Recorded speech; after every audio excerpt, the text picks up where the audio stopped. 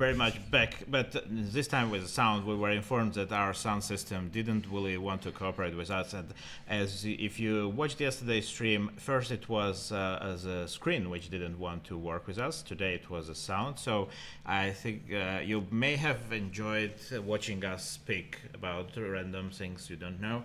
And this time we will have to be more careful what we'll talk about. So again, one more time, I will welcome my co-commentator for today, Malajito Oeled. Probably we'll be practicing for several times already to pronounce your name correctly. Maybe we'll get to that. Welcome to the studio. I think that you our spectators will be seeing more of you in next days. Yes. So, it's great to have. First of all, it's great to have a co-commentator, to admit. Secondly, of course, it's a very rare occasion, I would say, when we have a player not only from a different country, but also from a different continent. Although Slovakia is not a completely strange country for you. Can you tell us more about this? I've been to Slovakia a few times already. These days, half of my time is spent either in Czech Republic or Slovakia. And I've played in many Slovak tournaments like Skalica Open, Piešťany Open, and also many years ago I played in the World Youth Chess Olympiad in Poprad. Nice. So it's a nice list, and probably some more tournaments to come, I would assume. Yes, probably. Yeah. So, you actually yesterday you had a chance to take a look a bit at the tournament lineups and in general. To see, I think this tournament is a little bit new thing for you, or I guess that you probably know a little bit about that, but maybe never seen in person, I guess. Yes, definitely. I think that generally team tournaments are much more common in Europe, and here this Mitropa Cup is a 10-team tournament. It's a tournament for 10 countries. Every country is entitled to a team in the open and the women's, and it's played with 5 players, but for every match it's 4 versus 4. And the tournament changes location every year, and that's why every country alternates. And this year it is in Slovakia, and also 10 years ago it was also in Slovakia. Yes, exactly. It was in Ružomberok, and I remember that event actually quite well, because I was present for most of the times. And there's you mentioned that it's more common to have team events in Europe. Of course, you have some team events also in Canada, but I assume it mostly on continental level. I would say not even. We Not don't yet. have team tournaments actually. We only play in Olympiad, and that's our team tournament of the year. There used to be continental championships, I guess. For but teams? For national teams would be. Maybe a long time ago. Maybe I'm a around long time for ago because I've never witnessed one or heard of one. Yeah, so I'm around for a while already, so I guess that there were these tournaments. Hypothetically speaking, of course, Canada is not a part of Mitropa Cup, but but from your perspective, generally, if hypothetically Canada would have a Canadian national team would have a chance to participate in such a tournament, would you like to play? Oh, definitely. I mean, I think this tournament is a nice opportunity to play, meet some fellow chess players from other nearby countries. I mean, the level is decent, definitely. In the open, most players have a higher rating than me, and in the women's section, I probably have one of the highest ratings. But still, it would be interesting. It's a nice way to train and to prepare for bigger and more important tournaments, probably especially for Europeans, like European Championships and Olympiad most of all. And since as Canadians we don't really have experience with team tournaments, this would be a great opportunity to play. Yeah, well, of course, in a way, sometimes we forget that we should appreciate, as Europeans, appreciate the number of events we have. And of course, Mitropa is a bit special event because it's it's a national teams tournament. On the other hand, usually the teams are a little bit, let's say, younger, or they are teams with or team lineups are with a big perspective for a future. So it's a very nice test tournament for national team coaches to see the young players who are usually the future of their respective national teams. Well, I was always very happy to have a strong team at the Mitropa Cup.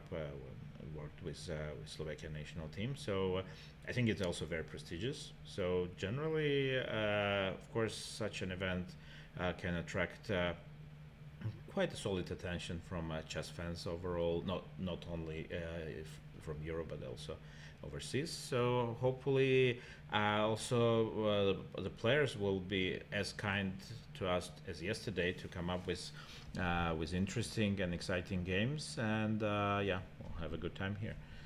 Yes, looking forward to it. So let's get to the games. Yesterday we were a bit late to the party because faced some technical issues which were seemingly solved, and we do hope that it's not gonna influence our stream anymore.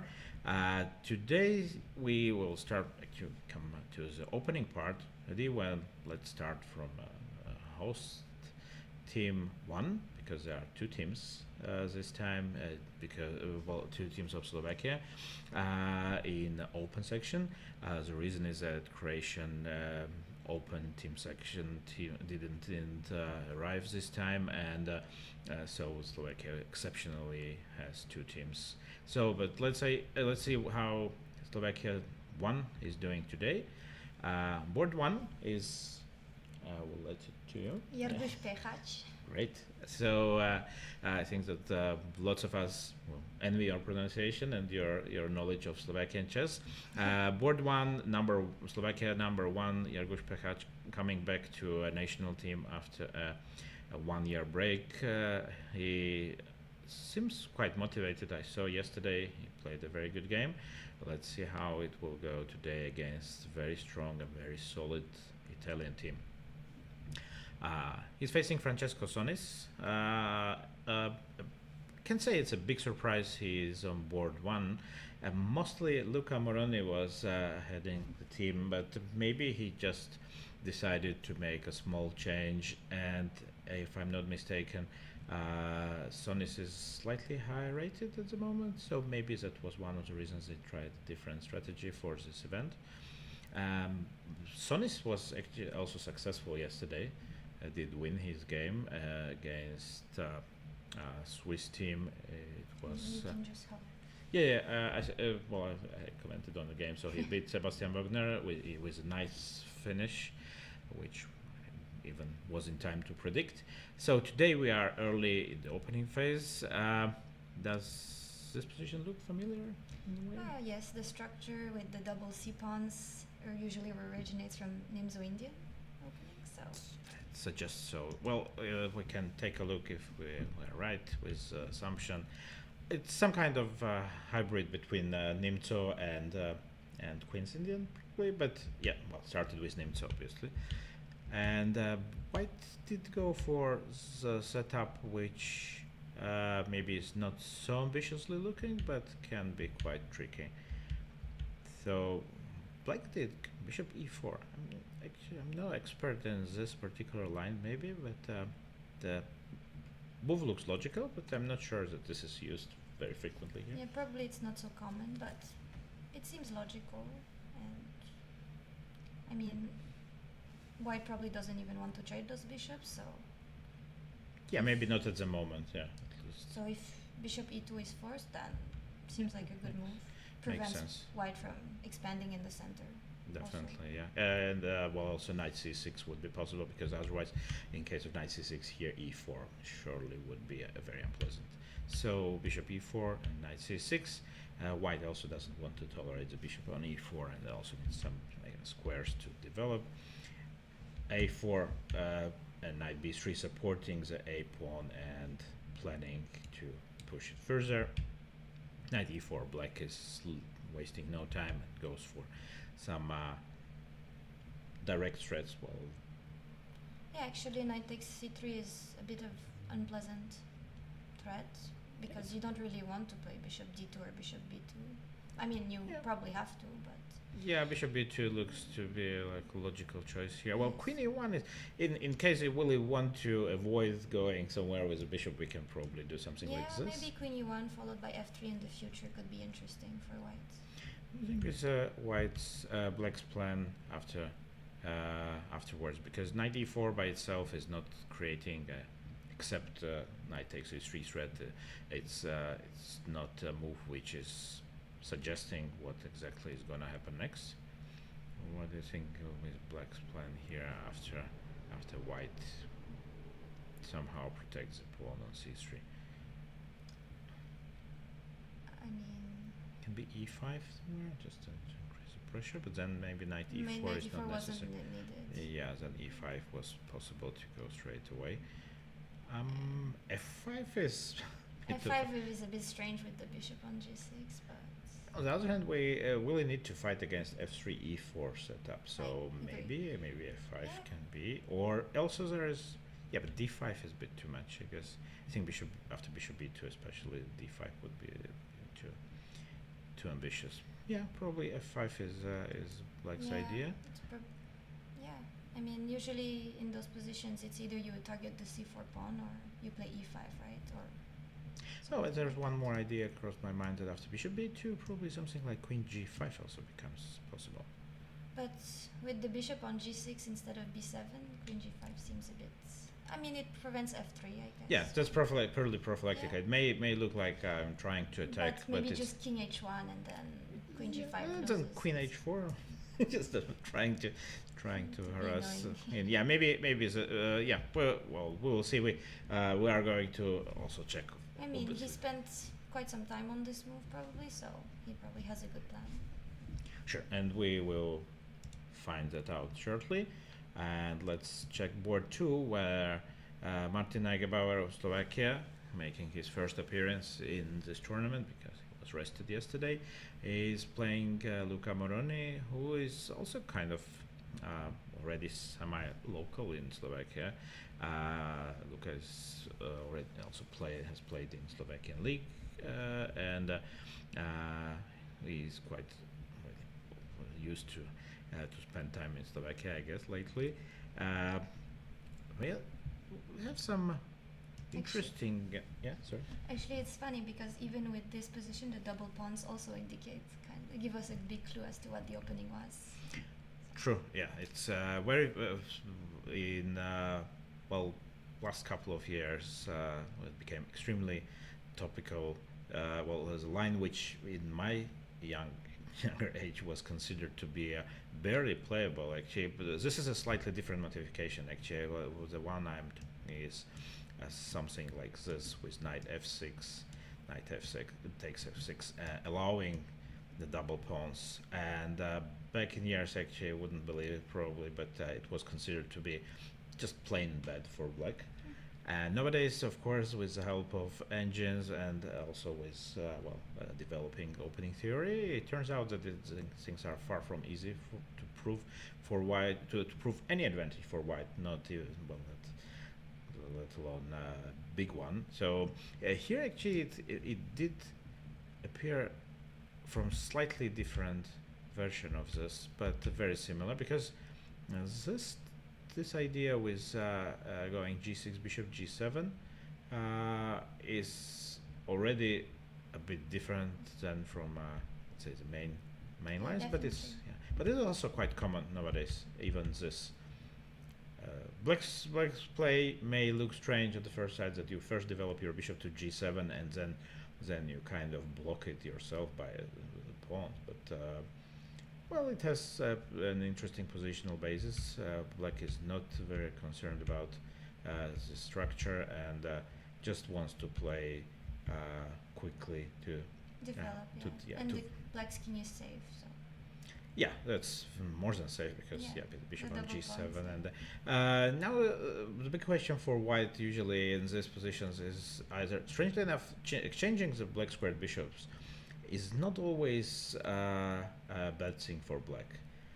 They will concentrate their play to attacking the d4 pawn afterwards and using the e file for mass exchanges, and eventually some f5 plans come to mind afterwards. But of course now it's black's turn. They have to decide how to walk on this, maybe rook e8, because also the pawn on the h5 is hanging in case I move a queen somewhere like d6.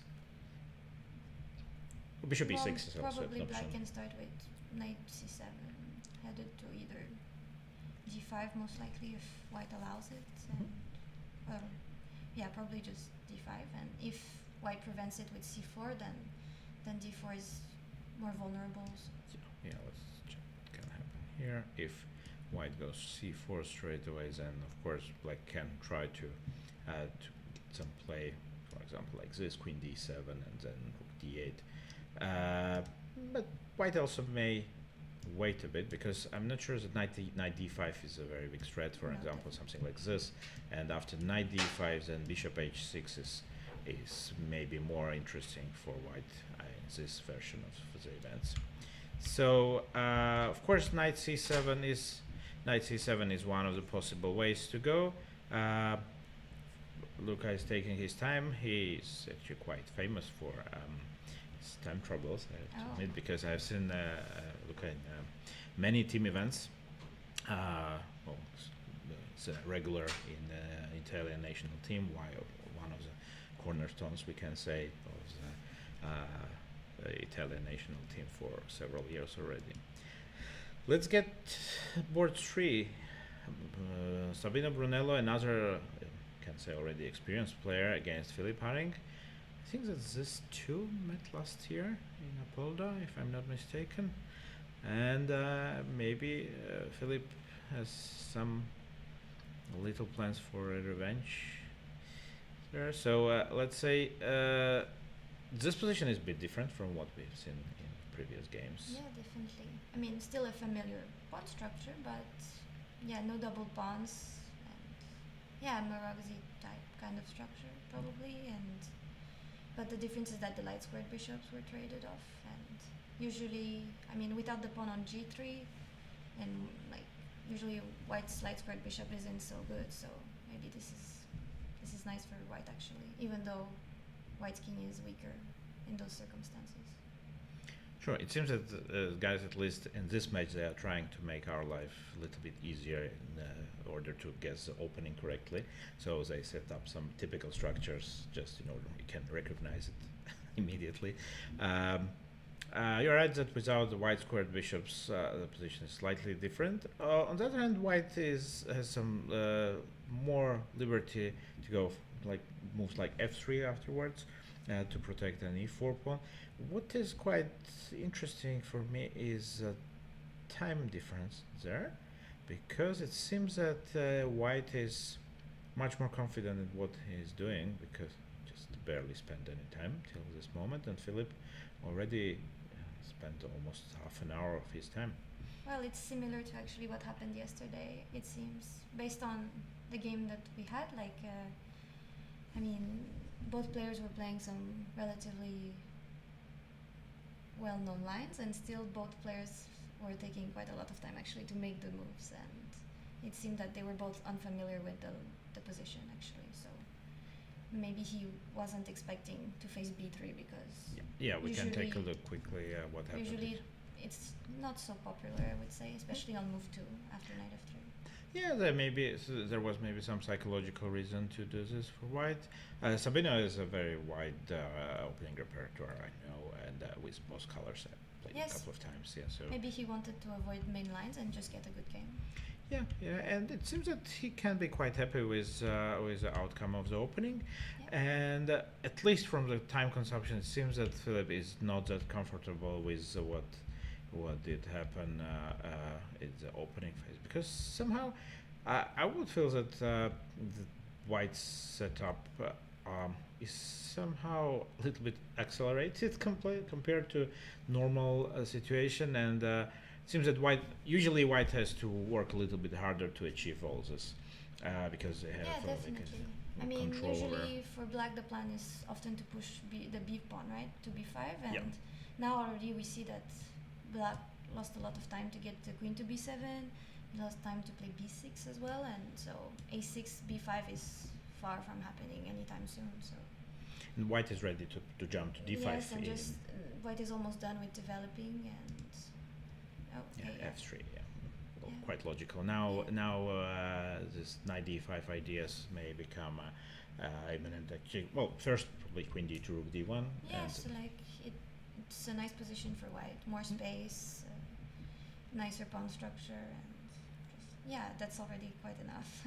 Yeah, it's a very comfortable version of Marozzi with white, but again, of course, the game just started, so Yes. there is And a lot of stuff. black to is definitely nowhere near lost, so Yeah, of there's still course. a game. I think that it's just well. I mean, the white's edge is not that big yet, and it's still quite open. So let's check board 4, where it's a bit personal. Here, Juraj Druska is facing Gabriele Lumacci with white pieces, and here we have a little bit of mess in the opening Yes. already. And this is not a usual position that we see, I would say. Okay, yeah. Well, I guess you cannot disclose any No, details. no, Yeah, no. but it seems from a time management, if I can guess from also my experience with Juraj, who is long term. Actually, he played, I think, for all teams. I had as a Slovakian team captain, so he maybe almost all of them, maybe all of them. So I know him a little bit already. I can say that it's not like that his time management would suggest something special here, because he does like to think a bit more in the definitely. openings. But usually, if he's well prepared, and let's say if he is expecting the opening from the opponent, probably he doesn't. He would fully- still be at an hour and 30 minutes. yeah, yeah. So here it seems that a little bit we can say that the similar approach from Juraj as. Yeah, definitely it's similar moves actually, just But I guess that Black did a little bit better than Philip in here. yes. Okay, e3 is a bit of a softer move, of course, here. But yeah, it actually doesn't really spoil anything, of course. And we got some kind of strange reversed Sicilian. Yeah, but actually it looks quite nice for black. Easy to play, lot of space, active pieces. Not that white is in any trouble, but it does look nice for black. I mean, I would be Really? happy to come out of the opening with such a position.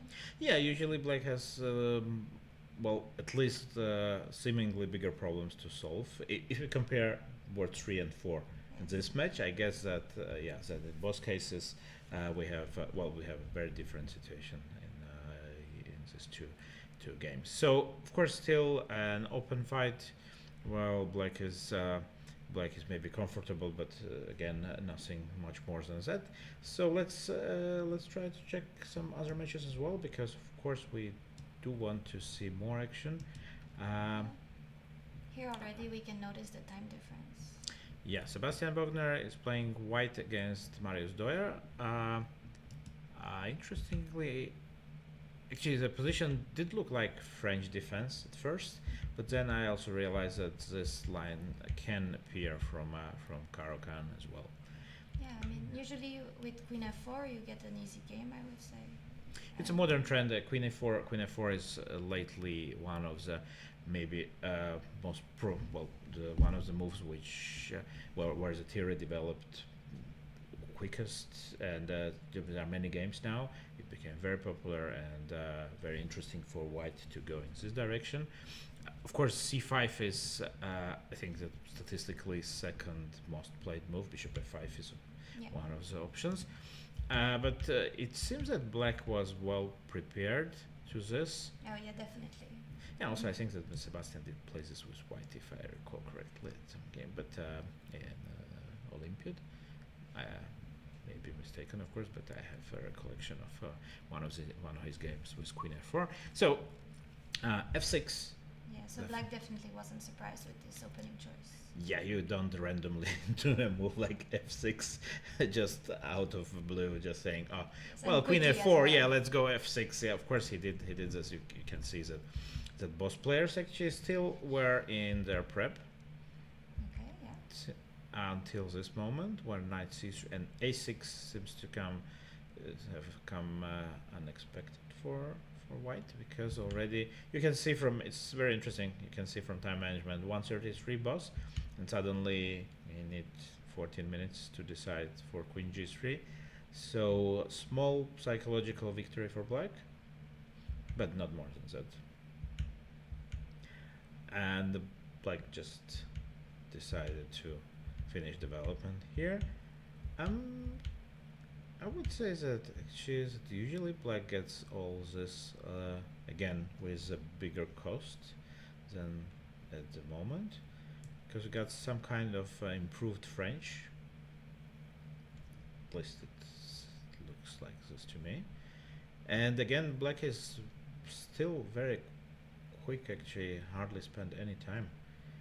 Yeah, and the position looks pretty easy to play, and black managed to castle and The bishop d7 probably. bishop just d7, comes, yes, exactly, and one white has to watch out for some knight g4 ideas eventually, maybe not now, of course, but at some point. yeah, exactly. With the f file open and the bishop on c5 targeting the f2 pawn, it could become dangerous in the future. Sure, and Sebastian may be a little bit under pressure after yesterday's pleasant loss, which costed his team actually a whole 2 points. But he's very experienced, of course. So he, last year in Apolda, he scored an incredible amount of points. I think his performance was the best in the tournament, and he was the best player. I mean, with such a rating, I think you expect great results generally. Yeah, also, well, especially when last year he did so well. He actually was, he played very well, and they played. He was very effective. So of course, yesterday's game may have come. Oh, he played on board 2, I think, because Nico Georgiadis was board 1. I think that generally there's a great difference between playing board 1 and board 2. I mean, yeah, mostly. Board 1, you think probably you will play most of the games. It's easy to predict. Also, there is more pressure because you're leading the team. Yeah, it's. Yeah, you know a bit about this, I guess, Yes, for the national team. Definitely. I mean, I played board 1 twice for Canada at the Olympiad, and the first time I played for board 1, it went quite horribly. It was a lot of pressure, and also it was exhausting, and a lot of things actually. So, but the second time around, I did very well. So you need a bit of experience, I think. Yeah, I guess. I mean, once it gets to 20, then you will definitely be sure what to do, because it's playing board 1. Of course, it's also, when you play for a national team, it's also not only a matter of, it's very prestigious, but also well, it's extremely, well, you feel extremely responsible, and of course, leader of the team is always very important. So. True, this is maybe a different kind of tournament. It's maybe less pressure here, but yes, still. I heard that Mitropa was a friendly tournament actually. Yeah, but still, you know, whatever you do, it's a first board of your national team, and you really want to do well. Board 2, another youngster. Well, Germany has a very young team here. One of the reasons is that there is a German championships. It's exactly the same dates. Started today, but well, many teams they will, well, as I mentioned before, many teams try Mitropa, see Mitropa Cup as a very good opportunity for testing young players, and Germany is a good example of this in this tour this year. Yeah, I mean, obviously in all the teams, most teams have stronger, higher rated players in general, and we don't see them all here because mostly the players are quite young here actually. True. And But even Slovakia got that chance with their second team actually. So. yeah. Well, Slovakia actually, the first team lineup is extremely strong. It's Yes. almost the strongest possible, but it's not an uncommon thing. Last year in Apolda, German national team was almost in full strength. I mentioned this yesterday. They only missed Vincent Keimer, but otherwise had like full house with Matthias Blumbaum, Oh, wow. the Swan brothers with Kollars and one more, but all and Donchenko. So it was just like best possible lineup because also they took the event, I assume, a little bit more prestigiously when they played at home. Yes, exactly. So as also in Slovakia's case, actually, it's not that uncommon to have the best lineup for Mitropa Cup because we always did consider this tournament as an important preparatory tournament for let's say European, which is this year, or the Olympiad, depends on the year. So here we can see Tobias Kolle with white facing experienced Grandmaster Peng Limin representing Switzerland. Yeah, this is a little bit less fun, I'm afraid. Symmetrical position, which arose from Queen's Gambit accepted, where white went for knight d2 development. It seems that, well, the position we saw doesn't seem that black did face any big problems Yeah, this here. was not the most ambitious way to counter the Queen's Gambit accepted. I mean, white has, I mean, generally I would say Queen's Gambit accepted is very drawish, but white does have many different tries, I would say, and Yeah, unless you go 3-4, for example. yes. And yeah, like, I mean, from personal experience, I think that it's harder, you have to be well prepared as black if you want to play this because white has many different setups and all of them are good, and then you have to be ready for the positional battle if white is trying to push in a symmetrical position as well. Yeah, also, it's very important from how a player approaches the game from a psychological point of view. Also, the team strategy may play some role because, for example, if they know that the player on board two is very solid, so probably there doesn't make so much sense to try to To risk it. to risk too much and just to put up some kind of a solid setup. What is happening here, and black is more or less risk free here. Yeah, it's very comfortable. White's pieces are more passive than you would expect, I would say. I mean, Yeah, some peaceful follow up at least, and of course everything can happen, but at the moment it doesn't look like the most adventurous game for today. So this is maybe a bit different. Fabian Banziger, who is also a regular at the Mitropa Cups, against Magnus Ermich. Black player, of course, it can be quite a funny coincidence for him because the playing hall is in Hotel Magnus in Trenčín, so maybe it can be like considered the home turf for Ermich, but let's see how it will play out for him. Here also he did opt for a solid setup, not DC4, but very popular nowadays. yes, definitely very popular. So even so-called, okay, now I understand. Maybe it's often this is called Magnus Queen's Gambit.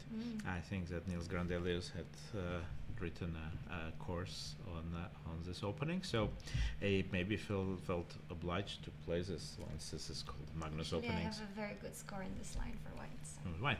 Okay. Yes, I would be very happy to play. Good. After we turn off the microphones, you can tell me probably how to play this. But anyway, Just look at my games. I have yeah. mostly just games. Of course, I'm kidding. It's of course a matter of taste. Also, with black players, one of the ideas just to explain probably is that black keeps the knight on f8, so the bishop g5 is not so unpleasant anymore for black because they can actually face it with bishop e7 and then collect on e7 with the knight. And one of the side, let's say, advantages of a6 setup is also that the bishop from f8 quite often can go to d6 directly. So of course it gives white a tempo, but it's not so easy to exploit it. And here we see that black did exactly do bishop d6 straight away. The exchange of bishops may not look very logical at first sight, but it's similar like we also with the just standard Queen's Gambit decline. Often black goes either knight h5 or knight e4 to trade the dark squared bishop. So this is just kind of a faster way to do it for black, because I mean black lost some tempos playing a6 and c6, but then you get bishop d6 and you trade the bishops in one go. Yeah, and the knight may even come to e7 if Yeah. you feel convenient.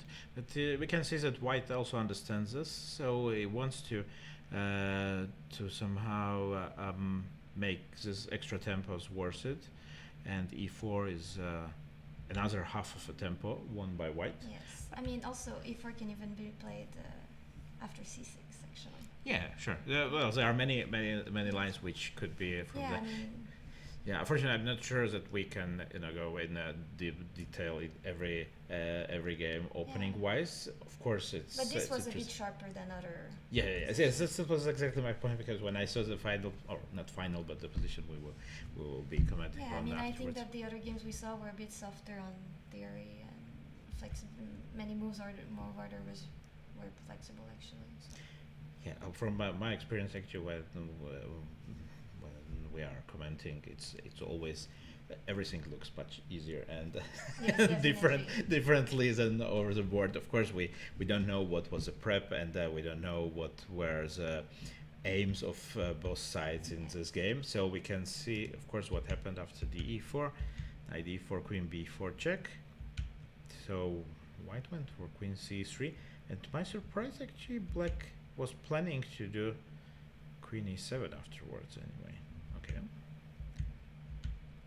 Well, I mean, if you plan to go to e7, it's probably smart to include queen c3 because now h7 is not under attack. Yeah, maybe that was logic behind this, but the queen probably doesn't belong on e7 actually. Like, yeah, that was exactly what I wanted to point out. I'm not sure. Well, d5 is actually a threat. yes, here. I mean, I like white a lot, and it's hard for white to get out of the pin because. Yeah, queen mean- f6 is maybe queen b4. Yeah. Maybe. I mean, if you want to go slowly, like queen f6, and try to finish the development with knight d7, maybe queen b4 may be very unpleasant here. Mm-hmm. At least it's the first thing which comes to mind. Yeah. No, it's definitely annoying. I mean. But maybe knight d7 is still somehow playable because, Yeah. well, also there is bishop f5. Yeah. Not really. I mean, d5 I was kind of planning to face it with something like, oh, queen c5 doesn't even, oh, just I'm afraid, mean- but also b7 is hanging. My idea was somehow to sacrifice the To pawn and sacrifice, try, yeah. I mean, rook But- e6, but rook e6 I even- have queen d5 yet, so I'm just still hanging on. But bishop takes b7 is probably possible. Just pawn up and Yeah, it looks nice Yeah, for yeah. white. Just more space, active pieces, some threats. yeah. Mm. Well, so how? Yeah, I don't think maybe there was better than queen e7 probably, because if you have to go queen f6 now and lose another tempo with your queen, then it feels like something went wrong. Yeah, in general, I feel something went wrong Yeah. for black. How? I think that- Because I mean, a move like e4, obviously, like white has to be quick with their activity, otherwise you're just stuck with an isolated pawn for free. So But I think that white has very nice. definitely. Well, very good, let's say, compensation for that. And yeah, it's now black's, now needs to show his inner Magnus Yeah. to get I out mean- of this trouble. And yeah, well, for our spectators, I think the more important information is develop your pieces when it's time. Yeah. Otherwise you maybe like actually knight d7, d5, cd, bishop, d, knight c5 could be considered, but it looks a bit. Yes, it looks a bit loose. Oh, yeah. Also, bishop f5 is possible after knight d7. It's another option how to cramp the black's pawn structure. I mean, no. Well, But maybe. yeah, I wouldn't be willing to be in black's shoes at the moment. Yes, it's Uh, definitely unpleasant. So it's up Especially to- since you also have to keep an eye on the g5 square with your queen, probably. True. and- Yeah, somehow I didn't really manage to complete the development comfortably. So, okay, we will have to leave him for that. A little bit less happened in board 4 game, where Emil Frederick Schuricht with white is is facing Teo Steve. I hope I pronounced it correctly. Apologies in any case. And here we have some kind of ready start and transfer to kind of well, no, let's wait to where it did it transfer. Some kind of well, Greenfield, no Greenfield, well, ready it is still.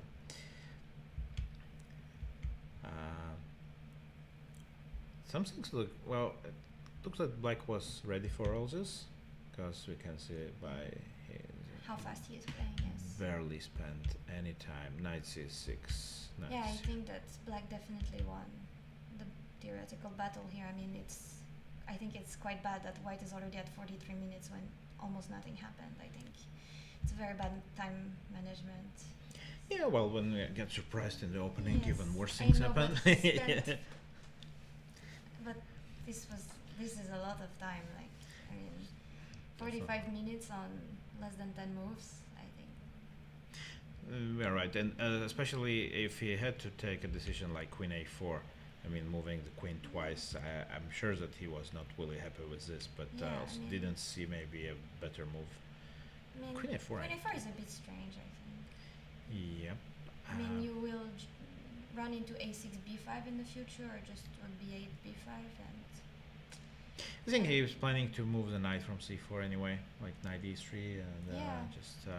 But yeah, we have to say that it's quite clear that Black but I mean, was better prepared. Yeah, I to mean, you this don't line. even need to move the queen right now. You can do pretty much anything, right? But bishop takes f3 and knight d4 is also one of the side threats, or kind of. So maybe he didn't like that.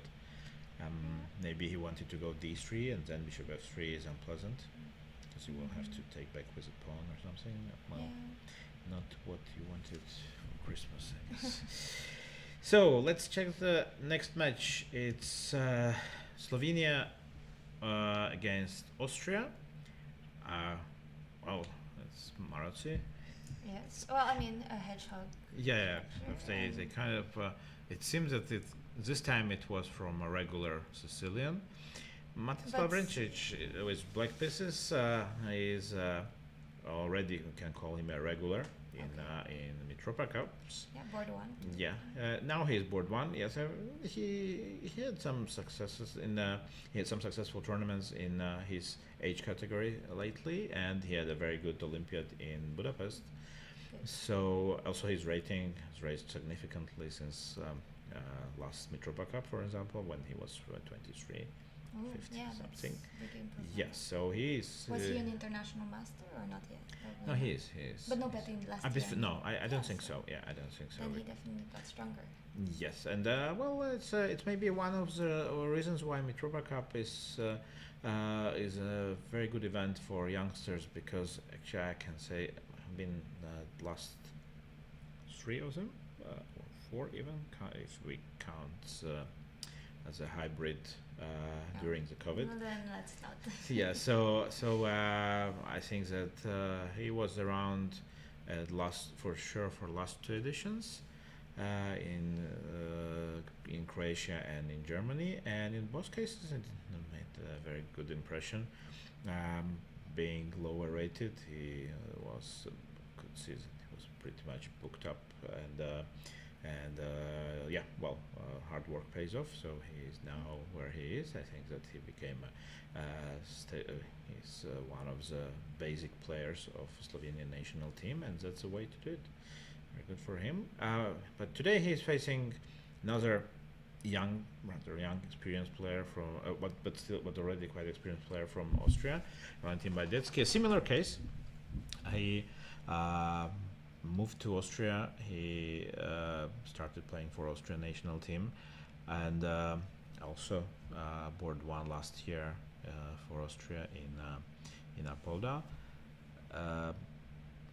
Well, it seems that the time management is a bit suspicious because it doesn't seem that the position is so complicated yet, but already both I think players, it's probably with the move order, because you can see bishop on e2 on move 3 is not so, it's not so common, and Yeah, something. usually it suggests that white is trying to avoid something. Yeah.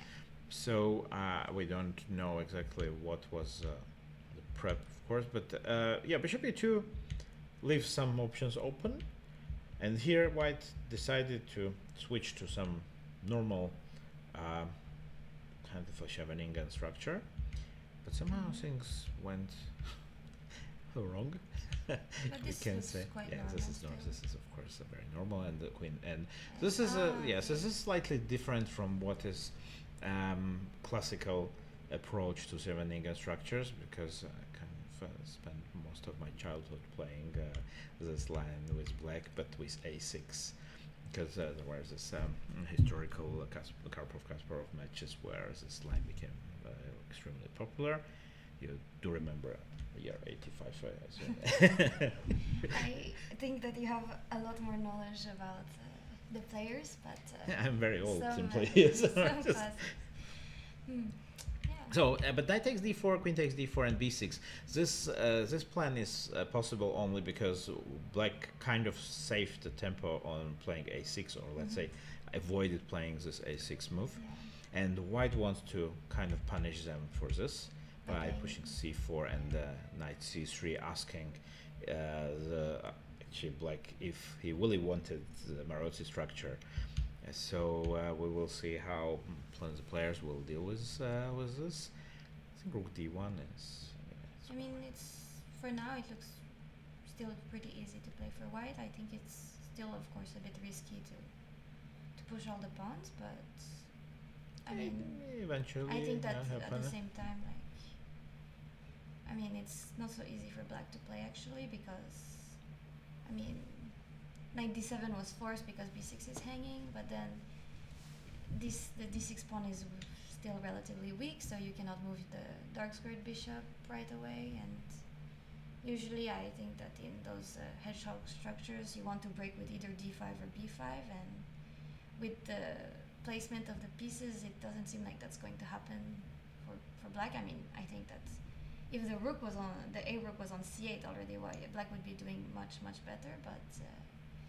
Yeah, I think black would have to go queen c7, rook c8 Yeah. anyway, sooner or later. But Yeah. meanwhile, white. I think that white is a bit ahead with In their development, plans, and now it's of course rook d1 is one of the moves which come to mind. Yeah, Maybe rook a d1 because e5 can become an idea.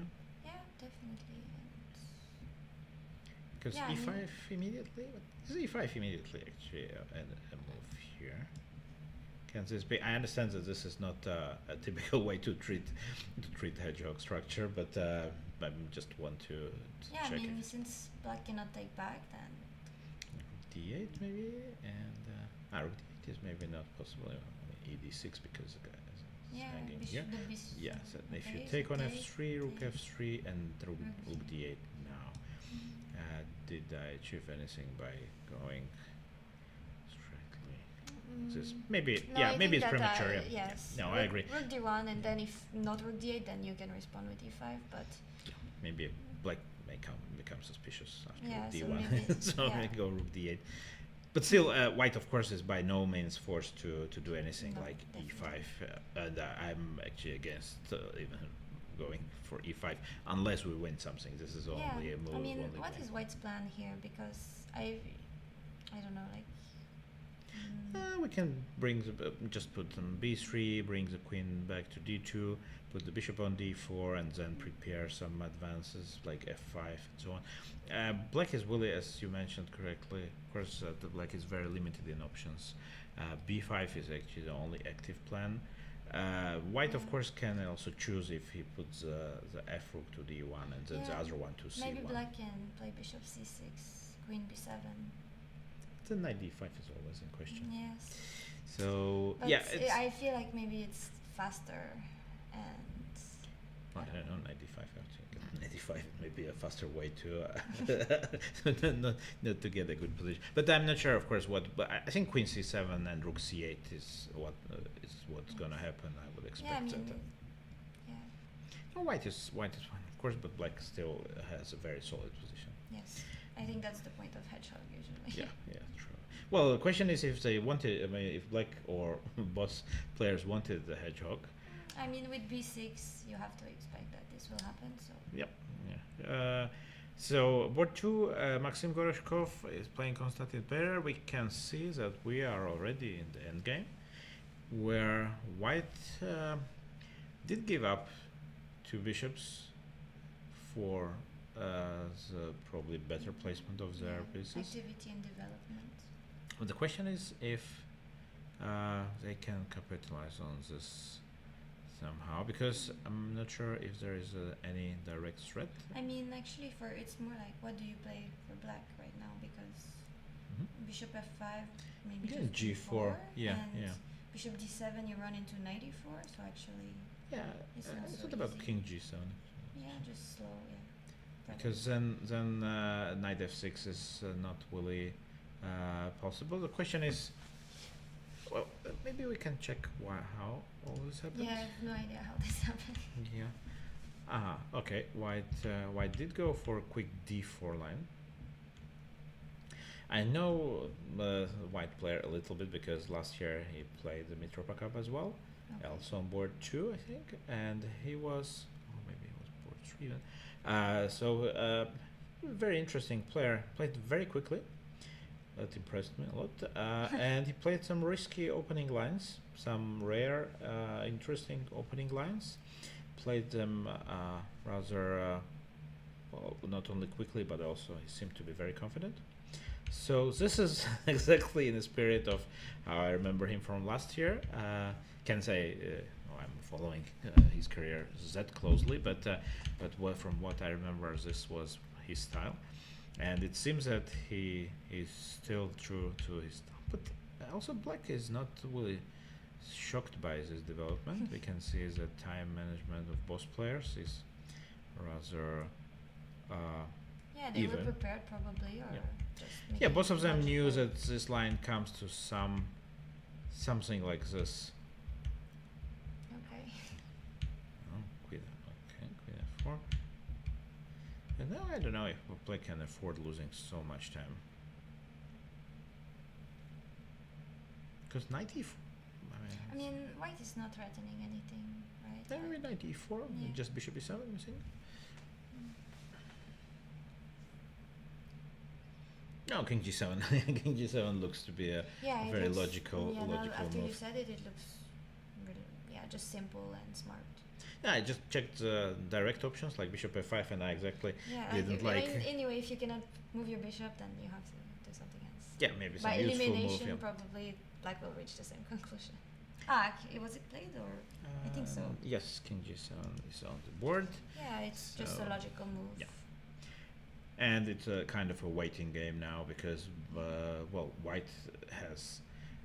I think that the spaces are on maximum They're at- efficiency yeah. positions, and now they have to prove that if there is really something Yeah. something serious in this position, or it's just gonna Fizzle into a evaporate draw, to yeah. some draw. Yeah. Okay, but it's still a risk-free position for white, so Yeah, I think that definitely. he, as a lower-rated player, I think he cannot. He can be happy with the outcome, yeah, for Yeah. sure.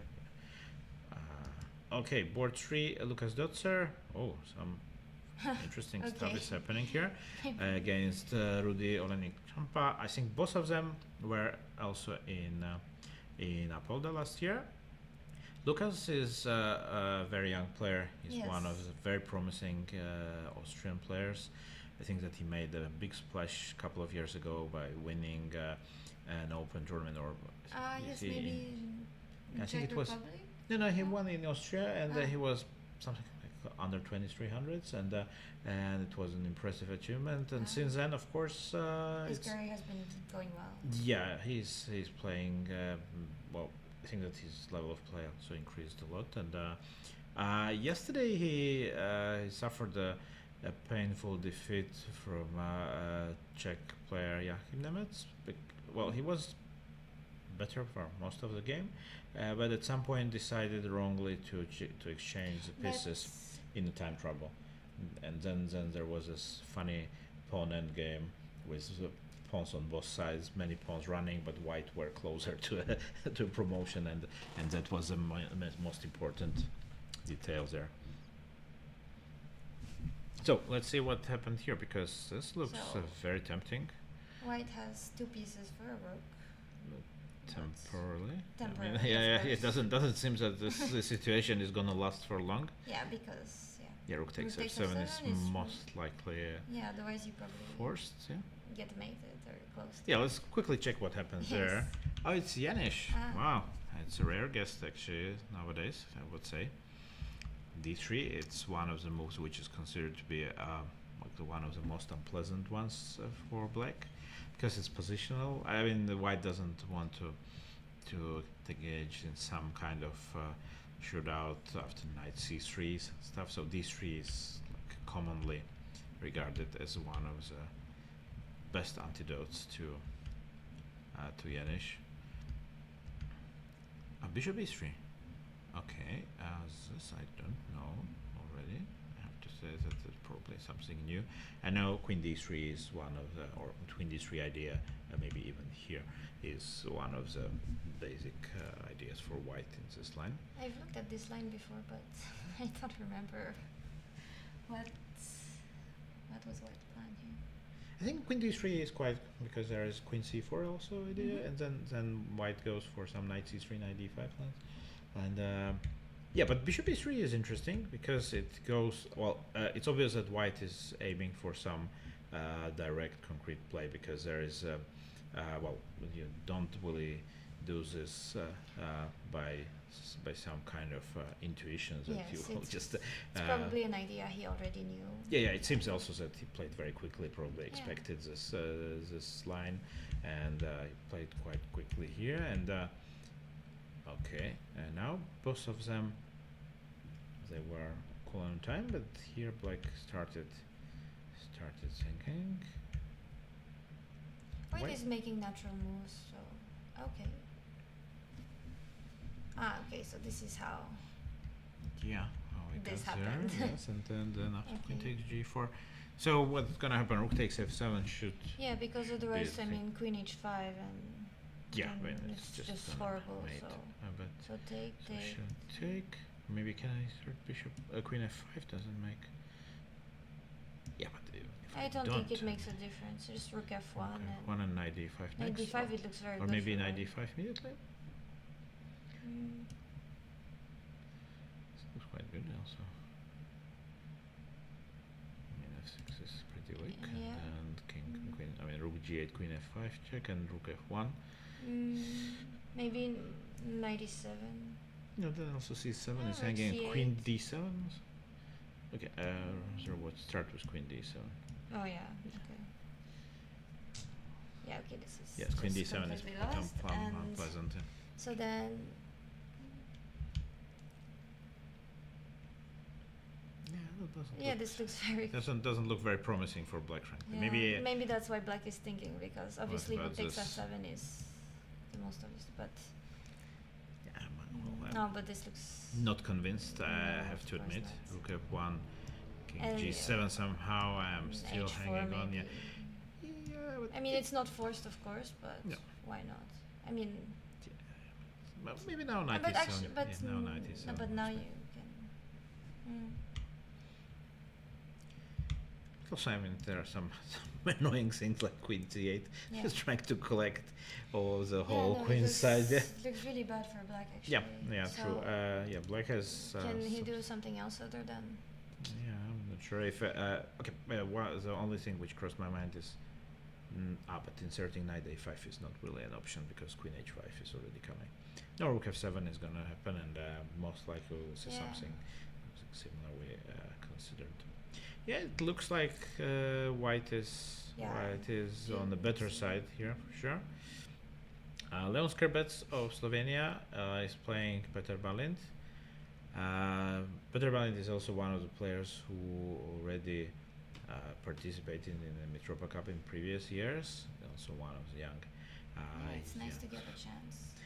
Yeah, so he yesterday he had a bit of a heartbreaking game for him, because I think that he was very close to winning against Czech team, and that would equal the score in the match, but didn't didn't really find the right way to convert the advantage. Tried hard with the rook and the bishop against the rook, but almost missed the dinner. But I think that eventually more. Okay, here there was most likely some. Okay, I wanted to say Maroczy start, but no. I did transpose from English. Yeah, we can see that there are good chances. Very similar position, actually. A knight a3. Okay, yes, queen a5 is quite an interesting move here. Of course, black queen is going to h5 with some attacking ideas of bishop h3, trying to force white to exchange queens. Knight e3 and knight e5. White decided not to take any chances with mating attacks, and black went for a typical exchange where gives up the white squared bishop. On the other hand, black you bishop get rid of the strong knight on d5. yeah, and you keep the knight, which is sometimes a very powerful piece, and the bishop on g7 is extremely strong as well, of course. The only problem for black at the moment is that the queen on h5 is misplaced, so you can see that white is not really, maybe didn't, yeah, maybe it was just some kind of a checkup. If black is going to go to e5 again, well, then I will consider my options if I would repeat or not. But also black didn't want to take any chances on that, and went for knight c5. Black is higher rated, so yeah, maybe he is a little bit more ambitious. Also, after yesterday, he may be kind of want to try a little more. yeah, but And white is extremely solid. It's a very good position, but of course queen a4 is maybe well, in the worst case, white can always go for some exchanges like bishop takes c5 if he's really afraid of but I think that if bishop takes c5, then maybe black has some chances actually, because I mean obviously opposite colored bishops, but then suddenly black is more active and they will go e4 somewhere. I mean, just I want to steal your c8 square from your rooks. No, but you will have problems with the d5 pawn if you do that. Yeah, well, exactly. I mean, I had a concrete line in mind. So let's say I do this. Yeah. You want to take with rook, I guess, and e4. Take, yeah. Take, yeah. My idea was to go rook e1 here. Maybe you are quick with rook c2. The d5 is not hanging yet. Yes, but, yes. yeah, maybe I shouldn't do this all that quick actually. After queen a4, I'm not sure black is really threatening to take on a2. Well, If I'm really insisting, maybe you will. I but, think yeah. I think if I mean depends on what you If play, it's but for I free, think queen takes a2 is going to happen if next it's, move, so you need to if do it's for something. free, yeah, a3 is one of the options. Sure. But then you concede the b3 square, which could be annoying. I mean knight b3 after a3 maybe, and Immediately. yes, like with queen c4 and a4, some kinds of. Could be. I mean, then your rook on d1 is very bad. Well, I wanted to try to do something like bishop g5 and e4 immediately. Maybe rook c7. I'm kind of not really. Maybe here I go rook c7 and then I follow up with the plan. I also follow up with the plan. Yes. But And now I can admit that I'm trying to mate you, actually, just with bishop e6 and then finally opening the h file. I think black also has to be a bit careful here. yeah, definitely careful. Maybe changing the queens is safer from my age perspective. I guess that queen takes d1 and then maybe considering knight b3 afterwards. But okay, Now he went for he hg6. clarified the position. Yeah. Removed the tension. I mean, Okay, he still has bishop g5 ideas and e4. But I wouldn't do. Yeah, I agree. It's not necessary. You could have played h6 if you wanted in the future. And Completely agree. I would say that there is a. I don't know if there is any rule like this, but if you don't have to do this, you don't. Yeah, exactly. Like black was never going to play g takes h5 actually, or g5, so there was no need to trade. Yeah, strange. Yeah, well, hg6 doesn't look very very forced. Yeah, definitely. Sure. Yeah. All right, so let's check the other games and let's check the Czech games then. Okay. It's Bendegus Bodrogi with black for Hungary against Václav Finek. Yeah, well, I mean, black seems to be doing relatively well. yeah, well, yeah, looks like some Greenfield structure, which suggests that it's not so Solid. big fun. Yeah, with C5, and yeah, ultra solid setup for black. Well, this is actually, of course, we know that it's Greenfield, but it also kind of looks Looks like like Slav Slav, yeah. Tarash. Yeah. Yeah, Slav mostly, I would say. But the bishop is on g7. It's not always there. Also, well, played this couple of times with black and even with white, and I was never sure if I want to have my bishop on g7 with black because somehow it seemed misplaced. Yeah, I mean, white's bishop on g2 isn't Yeah, doing yeah, much yeah, either. I know, but I- we. No, I agree. So this is, of course, a matter just of. I mean, if you play Slav, you kind of want to have your bishop on e7, but the Yes. truth is that white has exactly the same problem. Yeah, now knight e4 was already a threat, so yeah. he had No, to give up the I bishop. think that black is doing very well. Yeah, well, if not better, Yeah. then at least comfortably equal, and white will have to somehow protect the pawn on the e4 Yeah. sooner or later with e3, and black may consider exchanging the queens and jumping with a knight to b4. Well, Mhm. Yeah, I mean, probably it's around equal since white has control over the c file. yeah, but I would pick black here already. Mhm. So, yeah, board 2, Jan Vikouk against Balázs Pastor. Oh, this is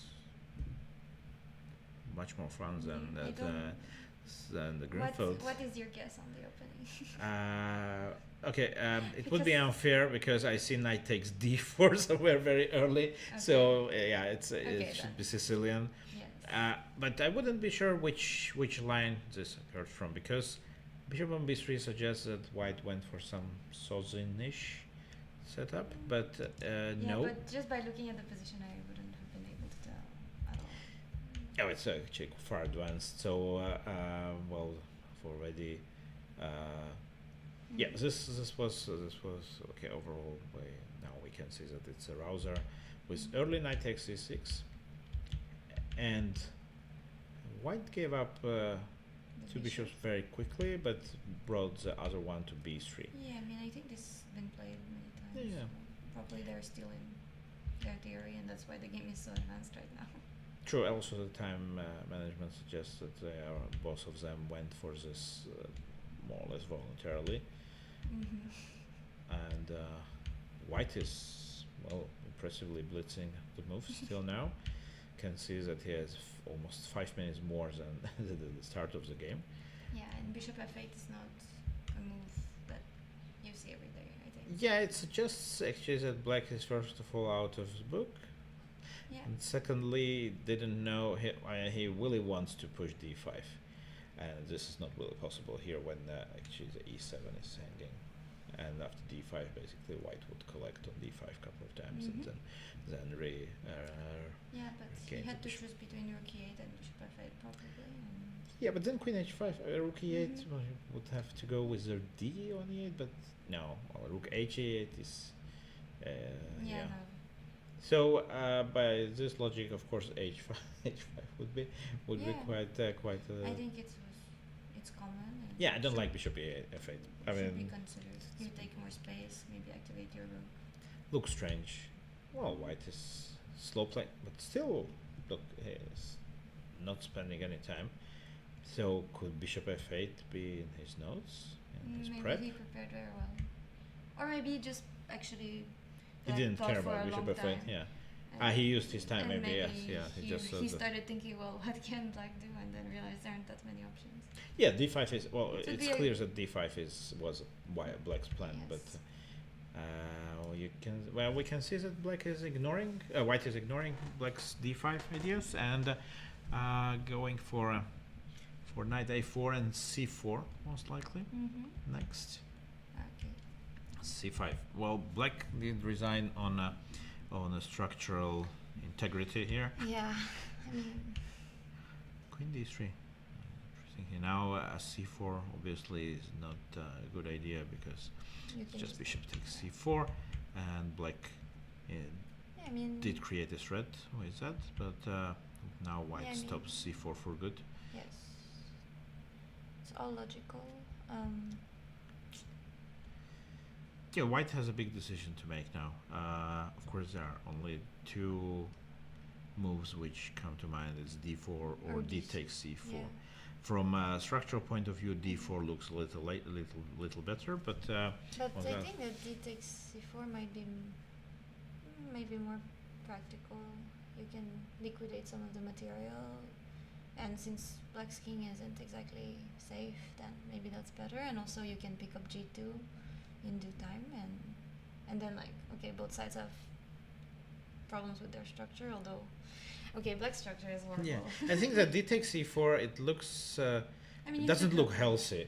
But Yeah. on the other hand, black has two bishops, and already f7, f6 is already, you know, Yeah. I mean, No, I he think committed that's- to it's- this. You need to calculate it. Yeah, so It's- maybe he can follow up on this and just say like, okay, well, pawn structure is not what is going to be important in this game. So okay, let's close my eyes and go to c4 and Yeah. see what happens. But because I feel like if you play d4, then white is slowly going to outplay black because it's just well, d4 has one advantage, which of course is keeping this knight on yes, a4. that's true.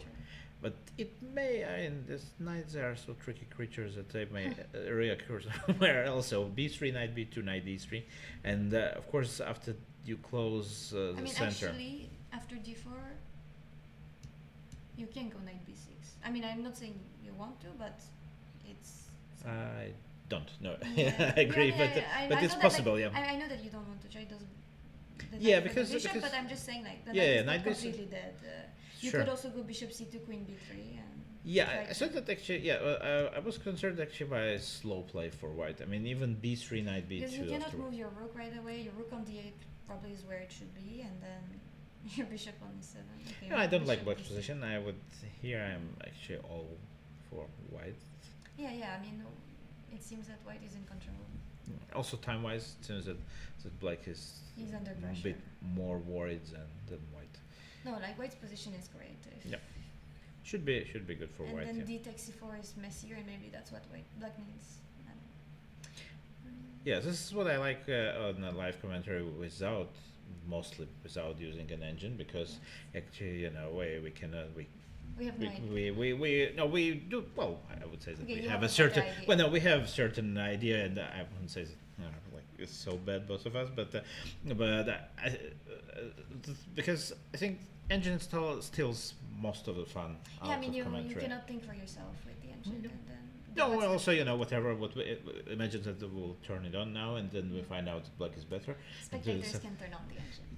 Yeah, you So are they welcome don't to need do us. whatever you like, but don't need us to turn on no, the you need engine. us. You definitely need No, us no, to to turn on explain. the Yeah, you definitely need us to tell you some wrong ideas about the positions, which you can easily solve by turning on the engine and finding out how it stands. But of course, this is up to you. Another game in the same match looks also quite interesting. It's Joachim Nemeth with black against Matthias Palchert. Well, if any of you will be able to guess the opening, then you are just an expert. This is Caro-Kann. Yeah. I mean, with the pawn on c6 and no pawn on e4. True, but But doesn't still. look like that But at all. But let's see how this all Unfold. happened. So two knights line with black went for knight f6. Queen e2, knight a6. Oh, Wow, okay. this is quite an interesting idea. It seems also that black has prepared this. Yeah, so I mean, you don't just play knight a6 over Yeah, the board. but not usually. I think that definitely your coach wouldn't improve if you did play knight a6 over the board just randomly. So knight f, but it seems that white also had an idea what's going on. Yeah, I mean, Was not really shocked by Yeah. this development. reacted a5. pretty appropriately. both of them. They play queen e4, and this is the first move which took white some time. The position is extremely random. I would say it doesn't really look normal by any means. Definitely. I mean, queen e4 is yeah.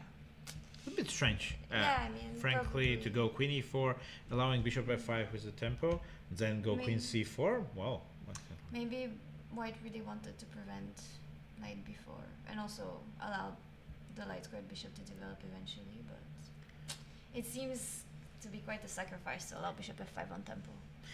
Well, the logical question would be why to go queen e4 and after bishop f5 queen c4 if you really wanted to go to c4.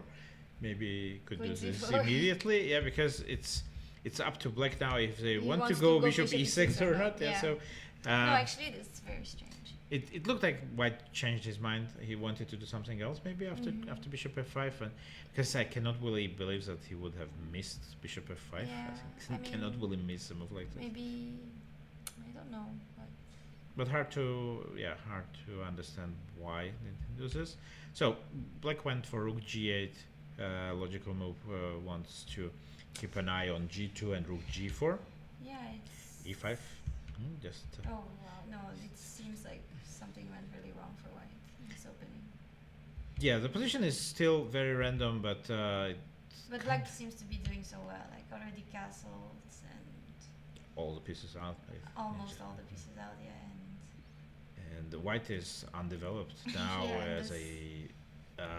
Okay, he has to pray that the position is not going to collapse quickly here. Yes, black does have to do something, but. No, I mean, otherwise. Like queen b6. Yeah, looks like. I want to provoke b4 because knight c5 is a threat. Maybe it's not a great idea to provoke b4. I think I would be happy to play it. b4? Yeah, I mean, then I will follow with quick bishop e3, and already my position seems a bit better than before. Oh, yeah, but also it weakens the queen side a bit.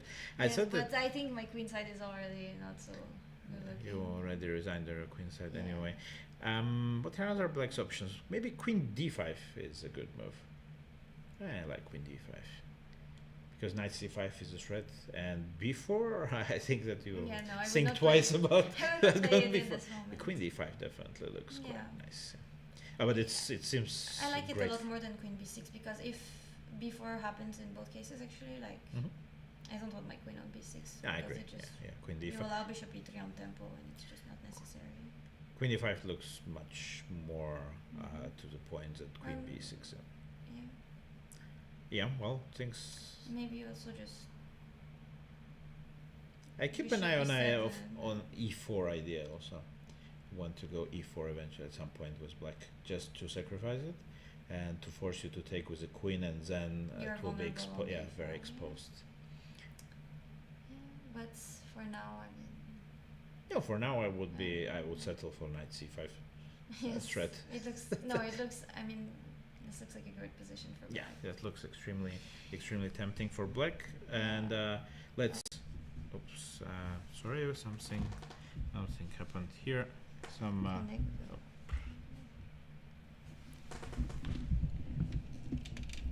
Okay. Okay, we are back. Sorry if there was some kind of probably looked like lights went out. Yes, small interruption. Didn't change the evaluation of the position though. We're still liking black. Yeah, and let's check the last game of this match. It's Marek Micha with white for Czech Republic against Augusto Newhatch. This is quite an obvious opening line, quite a famous one, played by Kasparov with black, and English opening with some kind of we can call it also a reversed Rossolimo, when black got rid of the bishop quickly on c3, and this is a line which I think I played this with white actually quite a while ago. It's quite I would say that for if both players are willing to test their luck, it's quite a good idea to go for this line. White has, of course, the first sight we can see that white has two bishops and maybe a more promising pawn structure in for future developments, but black is extremely solid. Yeah, it looks completely fine for black. Yeah, no weaknesses, a knight waiting for his chance to come to the game, and black is always ready to face e4 with f5.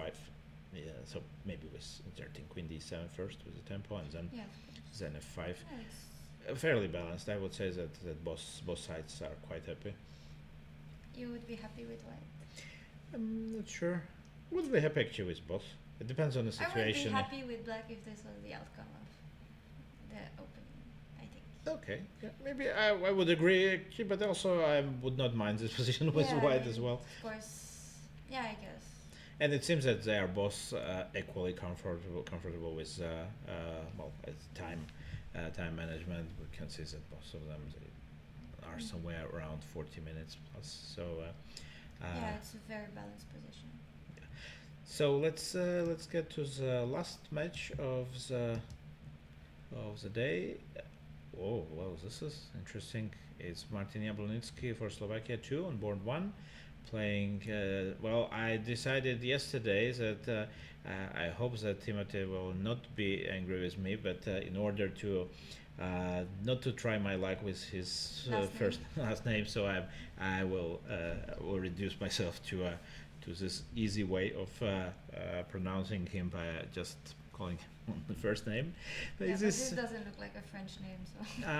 I believe, if I'm not mistaken, it should be Madagascarian origin. Because I know their first board, and it's Rakoto Maharo, and I think that Timothy is representing France. He already played. I think that he already played some of the team events, and yeah. So. So you think this is French? I mean, Timothy is obviously French. Yeah, but I mean the opening. No, I would say. No, the last name. As the last name, yeah, I think so. I think that he was born in France, but we can ask afterwards. So, well, he's also playing German Bundesliga already, and played this season, and so he's already became quite a regular in other league events in France. And the opening was not French, and this is Sozin. Yes, this I know for sure. This is proper Sozin, not the one we saw from Wikok. Of course, nobody is obliged to play this, but it's quite nice to see this half-forgotten opening popularized by Robert James Fisher at his time. I think Bishop c4 was again one of the things which I never understood. It's a matter of fashion sometimes. That some opening lines they kind of are dismissed because they are not good enough. Oh, but this is unpleasant for black, I think. I mean, if you play Najdorf, you don't really want to face this, I think, generally. Yeah, don't tell me. I mean, you don't play Najdorf often. But, of course... this just looks easy to play for white, and black always has to be careful. But you don't play e4 so much, no? As white. With white, no. Yeah, that's why it looks so easy. Of course, both sides they have some important things to know here, because of course, positionally Bishop c4 line is a bit risky, and it really provokes black to of course play aggressively. On the other hand, black has to watch out always for bishop takes e6 ideas. Bishop e6, knight e6, knight d5. True, knight f5, knight d5 in the Velimirovich setup. But for now, yeah, no. Black doesn't seem to be afraid here. But there is nothing to be afraid. Yeah, right bishop now. e6 is not Actually, fully working, but black hasn't for now. Looks like it. Okay, maybe with g4, I don't know, but. No, the position is very concrete here. I think that here it's very difficult to come up with the correct evaluation of the position, because it may change every half move, because both sides have their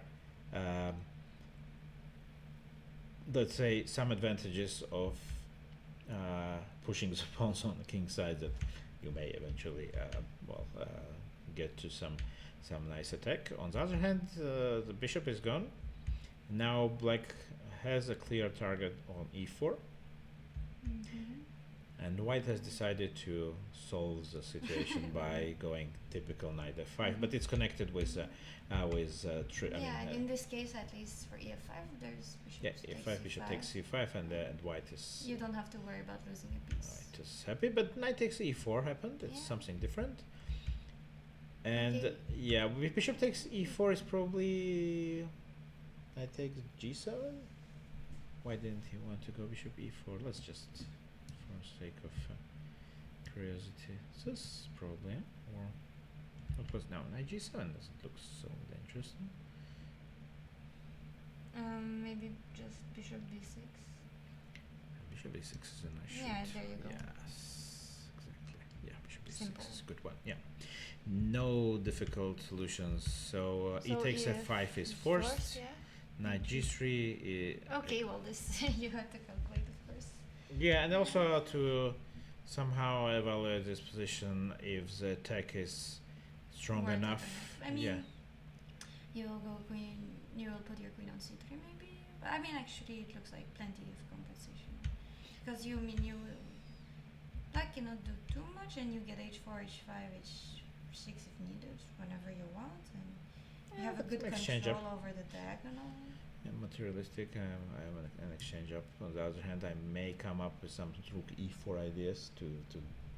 Yeah, give but you- maybe I'll just ignore you and go queen c3, knight Yeah, h5. just take on d4. Yeah, but then Of course, it's very concrete. I agree that here you may be right that well, it looks like quite a good I mean, compensation. it's also 2 pawns, right? Like it's the Mhm. exchange and 2 pawns. So actually, yeah, yeah. rook probably, f4. probably you have to be a bit afraid of allowing black to sacrifice the exchange back. I would be quite optimistic with black, frankly. Here, I would think that okay, the attack is maybe dangerous, but I would kind of trust. Yeah, I mean, yeah. If you play solid moves, actually, then Rook You e4 is a shouldn't be key. too- I think rook e4 is a Yeah. very important resource. Maybe I can even improve it by going queen c6 first because your rook is hanging on h1. And yes, virtually it looks like an interesting compensation for white, but but the 2 pawns actually change a lot because you can always sacrifice it back, and you're not better after you lose. You gain back the exchange. So.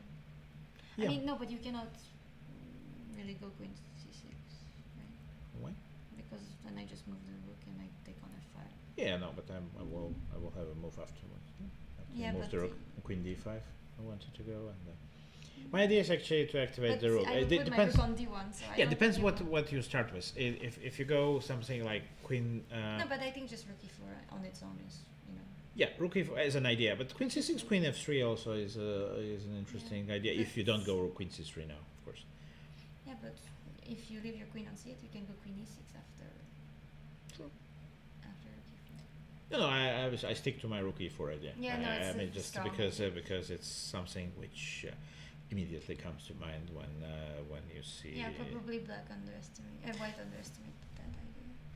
Because you, of course, if I let you to play with these both spaces and plus queen on c3 and h4 h5, then of course it will become very dangerous. But I need to liquidate one of these guys, and then I probably will be quite happy, and then I will have only 2 pawns extra. Yeah. So it seems that I would. I mean, they're not the best pawns, but yeah. Well, still why, prefer extra pawns is the best part. Yes. So let's see what's going on board 2. Niels Willems is playing Patrick Stevik. It seems a little bit more boring than the previous game, but But more exciting than others. maybe a little bit.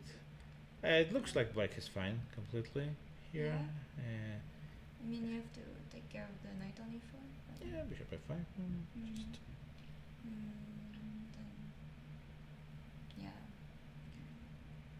and I don't claim that black is better or something, but No, but I it think seems it's very comfortable for sure. I mean, yes. actually, maybe black is better.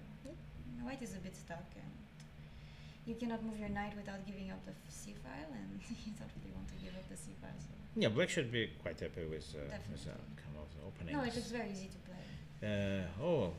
Okay. We are back in Sicilians. Richard Turchan with white against Tristan Brel. Richard is also a regular at Mitropa Cups. He played in two previous occasions. Well, he didn't have a great game yesterday, but it's of course Oh against yeah, a that was difficult painful. opponent.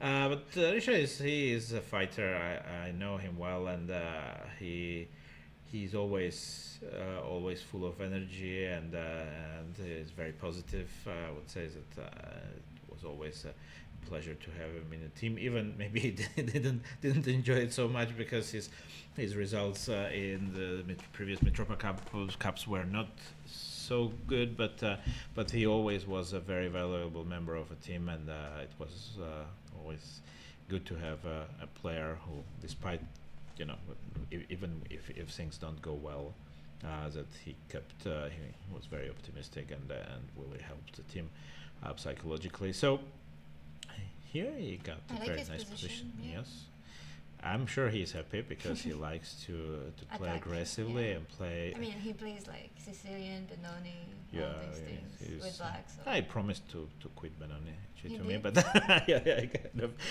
no. Of course, it's a half joke, and he just said that he needs to widen his opening for sure. repertoire. I think everyone probably told him that. Yeah, but yeah. So in any case, here his position is quite promising.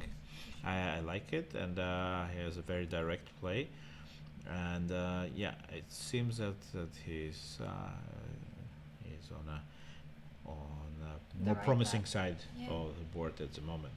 And we can take a look also on, of course, on board 4, where Lukáš Bango with black is playing Jan Zinkiewicz of France. Lukáš had yesterday he got rolled. I think we can say this because I saw the game. I did make a quick check with analysis, and it was a very good game by Juraj Druska. I'm not saying this because of you. Really, Mhm. I really think so. No, I mean, yeah, I thought that Lukáš was playing well at the beginning, actually. Yeah, And but then the he- compensation No, Black but then Unleashed was.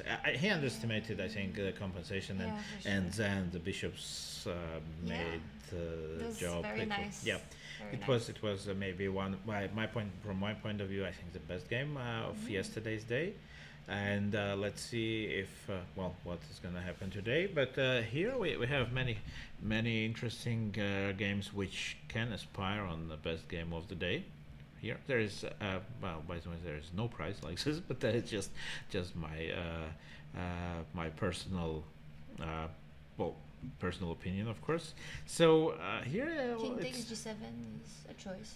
yeah, well, but it looks like Black is under some pressure here. Yeah, I mean, on the F file, it looks a bit dangerous. Yeah, somehow maybe Queen D4 check. White can start with. Wow, let me just.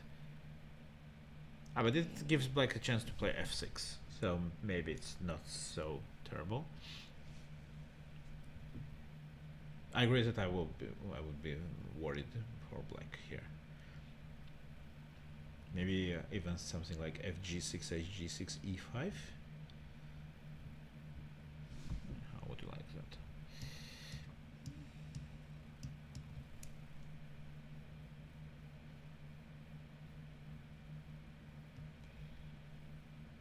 Maybe. Hmm.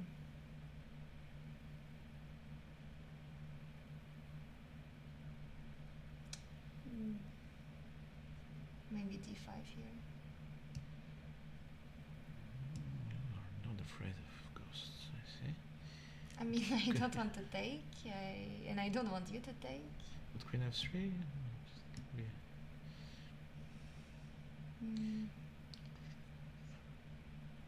If you are winning the game, then probably there is not so big deal about giving up some Tension. some pawn structure niceties, and I don't like Black's position here. Yeah. He is under pressure, and he Maybe knight takes G7 was better. there was F6 maybe, no? Yeah. Wasn't there knight G7 F6 bishop B5? Yeah, this I mean, is this terrible. looks quite bad for Black, but maybe we are wrong again, and Black has Maybe. enough resources to hold the position. Mm. So we were a bit slow, but we went through. Well, Oh, wow. there is a first result, and it's not a big surprise. It was a game which we considered, sorry guys, one of the most Boring. boring or not fun. But we understand that this is a team event and absolutely no, Yeah, draw is a good result. not criticizing, just stating. And well, basically, we expected that something like this may happen sooner or later in this game, and it happened sooner. Yes, exactly. So I think that this is the first game of open section which has finished. We did cover all the games, and then I think that it's the best time at the moment to go for a break, and we will be back soon. And let's see what will happen meanwhile. Thank you for watching, and don't go too far.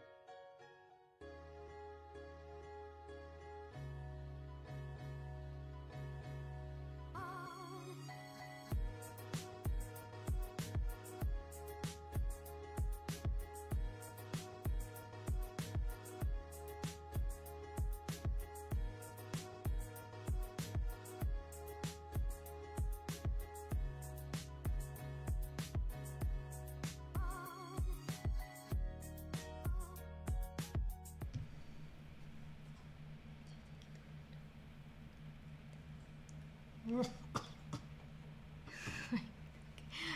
sure. Wait, I mean, it says break, so.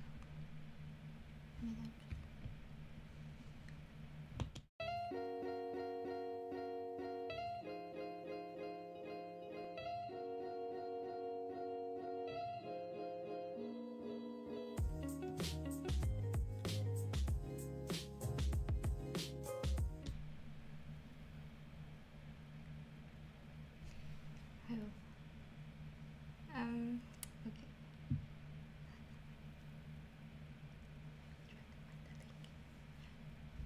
Okay.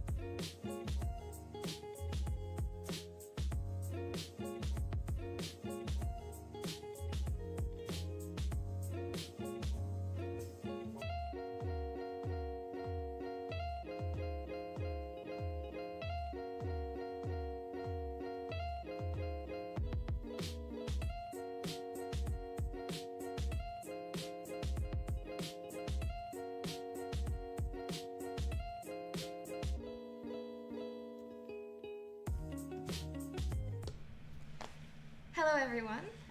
We are joined now with International Master Vtašnik Lubomir. He is an Olympiad silver medalist, and in this tournament he is a very important person because he is the captain of the first Slovak team, the second Slovak team, and he is also a player in the second team. So okay. Thank you very much for introduction. Well, I'm a grandmaster for quite a few years, but I dropped out of competition, due to the advanced age. But okay, for the first time, I'm trying my luck as a coach of the team, and well, since by accident or by force, Slovakia got a chance to present two teams because the Croats have refused to participate, even though the ladies have come, but the men team simply didn't materialize. In order to keep the format with 10 teams, Slovakia now has two teams. It's a little bit special because just like Germans last year when the competition was in Germany, they tried to present on a home turf the very good team, and they nearly come with a complete Olympiad squad and won the competition. They were simply too strong for this type of competition. We are trying the same, so the first Slovak team comprises mainly from the players that have played for Slovakia at Olympiads and all that. I mean, that's basically our national squad, which is certainly not the case for the second team because by force or out of necessity they met in the first round, and the score was a little bit depressing for the younger generation, 4-0. They simply lost all the games, but that was on paper to be expected, so it's not a tragedy. The same goes for the ladies. We would like to have the very good team, but with ladies it's a little bit more difficult. The family obligations, studies, and so on. Some of the players they couldn't participate because of the studies and because of the school. So we don't have the best women team, but at least out of the three teams representing Slovakia in this competition, at least the men team one is outstanding and has all the chances to fight for the top spots. Yes. Generally speaking. All right. So let's cover the women's event. Sure. Well, the women event is interesting because, of course, you have some very young players that would like to get some experience and present themselves on the international scene. You also see some experienced players, so it will be interesting. Okay, so we can start with the Slovak team. Yes, Slovak Here. team is a mixed bag. Bochničková Simona is from it's a peculiar thing. She's from the family of chess players. Her father played chess. I mean, not professionally, but he played in club and team competitions and all that. Mom used to be very strong. She But played she's at still Olympics. active. She's still decent player. Played European individual for women this year and all that. And the brother of Simona Bochničková is Vladimir Bochnička. He's also a very strong international master. So he's hoping to one day penetrate into the representation, to be in the top 5 or 6 in Slovakia. So everybody in the family plays chess. Okay, the father is probably the most conservative person in this respect because he stopped playing, but of course he's supporting everybody else who is still, doing this. Simona last year in summer won the Slovak individual championship for women. It was a very tight competition. Great part of the players that are representing Slovakia in this competition participated. The differences between the players were very small, and she got lucky in the end. She got the first place. And due to this, she played at the Olympiad. Now she played in this year European individual and all that. So she is quite active now. That's why she's on the first board. Okay, so what we see here is she's proving that she can be dangerous tactically. 93 is not a very pleasant thing for white because the knight can do some damage. Yeah. And it wasn't easy for black to play this game. Black had to find some real counterplay, but now. Yeah, but it seems that this sequence was forced, right? The After worst is Queen over, C7. and it should be somewhat better for black, even though the white's attack on the queen side is unpleasant. Let's put it this way. Yeah, black is doing very well still. The knight can be chased probably eventually, and after knight takes c1, rook takes c1, then black is up an exchange for a pawn, and is definitely playing for a win. Not yet. There is a possibility that they're gonna have two, but it shouldn't be so strong.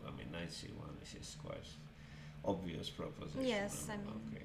And maybe we can explain that after after queen c7, the idea is that just black is unpinning the c pawn, so c takes b5 is now a threat, and since white needs to move the queen and also protect the knight on a5, then this sequence was forced, and so she seems to be doing very well on board 1. Okay, there is a small problem with time because white has incomparably more time. Yes, but okay, and she's playing an experienced player as well. So, okay. Here we have something very special because Sedina is a seasoned player. This is one of the oldest participants in the competition. All this also from the point of chess seniority, but she's playing extremely slowly. I mean, now she has less than 1 minute in the middle game position. 21 moves is not so much. Considering that you have to make 40 moves before the first time control. So this is not boding well for Black. I mean, well, she will have to make some decisions really on the flag, as they say. So it's not that pleasant. But okay, I mean, that's just life, I would say.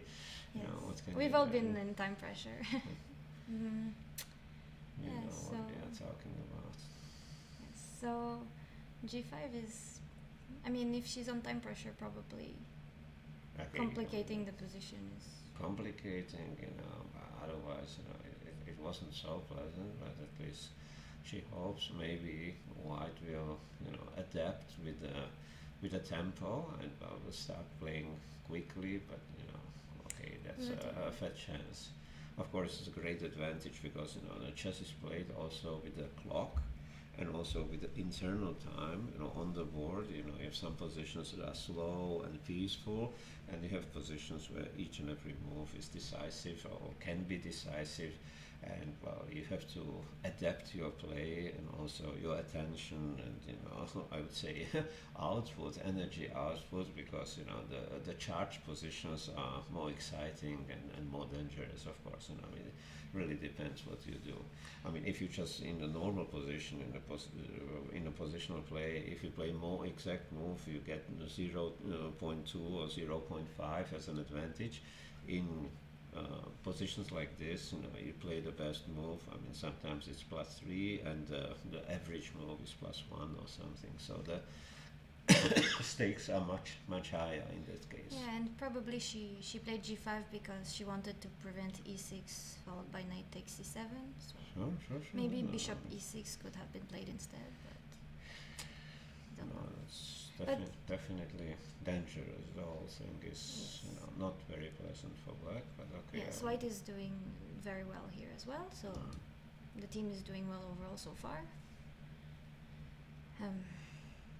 Okay, this was, I mean, I saw the game from the very beginning when I was, looking at it, and Black believed, okay, the White can take the rook on h8 for last, I don't know how many moves, which would flatten the chances of, attacking, but it's a bit of a problem because, White doesn't have access to Black position.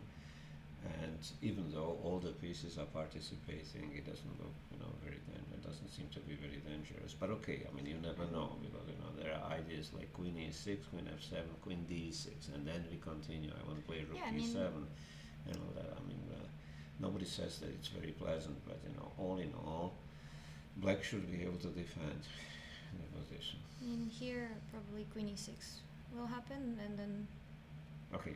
probably it's to just take the rook. This Yes. is still charged, and here the position is from the point of clock.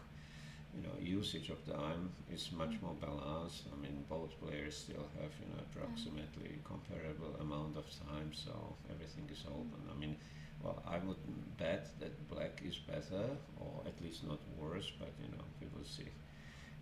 Anything can happen. I mean, we are talking about the move number 20, so there is the whole universe ahead of us. I mean, 18 moves, still the time control is quite a lot, so we will Yes. see what happens. Yes, after 40 moves, the players get an additional 30 minutes. Okay. You rarely see a bishop like this on d5. That's very interesting. And, the threat of knight f2, of course, rook f1. Rook f1 is logical. Rook f1 is logical, and it should be better for White because it's not only the bishop is magnificent, It's the passed but pawns. pass pawn, c5, c6, and so on, and attack against f7. It doesn't. It's not pretty. Let's put it this yes. way. I mean, it's really not pretty. But okay. we will Okay, see. and sorry. So that was board 4 for Slovakia. Yes. So far Slovakia is doing very well. Yes. We can go back to the top, maybe up to the. Okay. And here we have Germany against Switzerland. Mm. Okay, there was this fairy tale about h6 is a fusion and the fianchetto bishop from g7 Yeah, at the black. cost of two central pawns. Pawn on d3 is very dangerous Yeah, in black high is sense. just better with his upper pawn, and Well, white doesn't.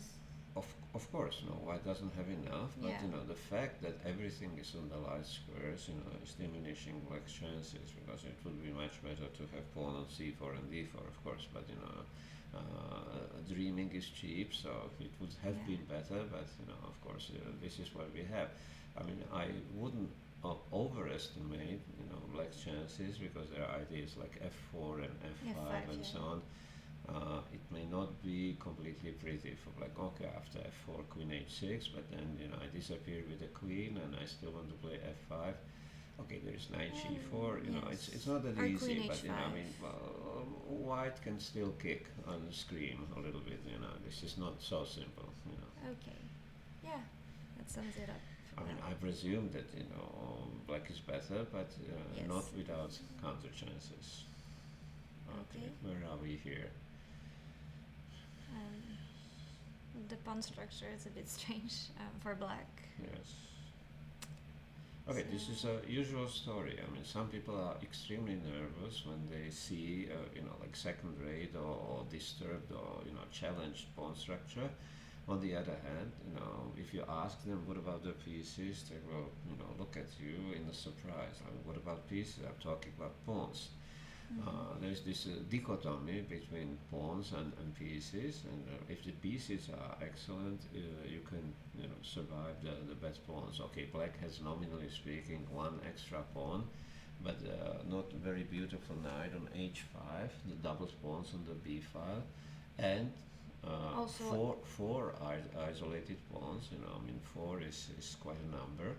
So I wouldn't say that it's favorable for black. I mean, maybe not worse, strictly speaking, not worse, but dangerous, because a5 is hanging after knight d6. I'm going to attack F5, f5, yeah. f7, b5, and all that. Yeah. I mean, white should be okay in this.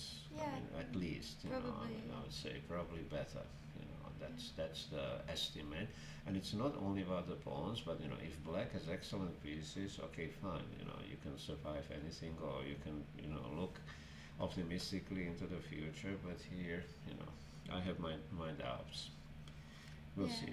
I mean, probably rook c2 is going to be played, but Okay, there is a threat of knight d6. Even rook e6 is a move, and all that.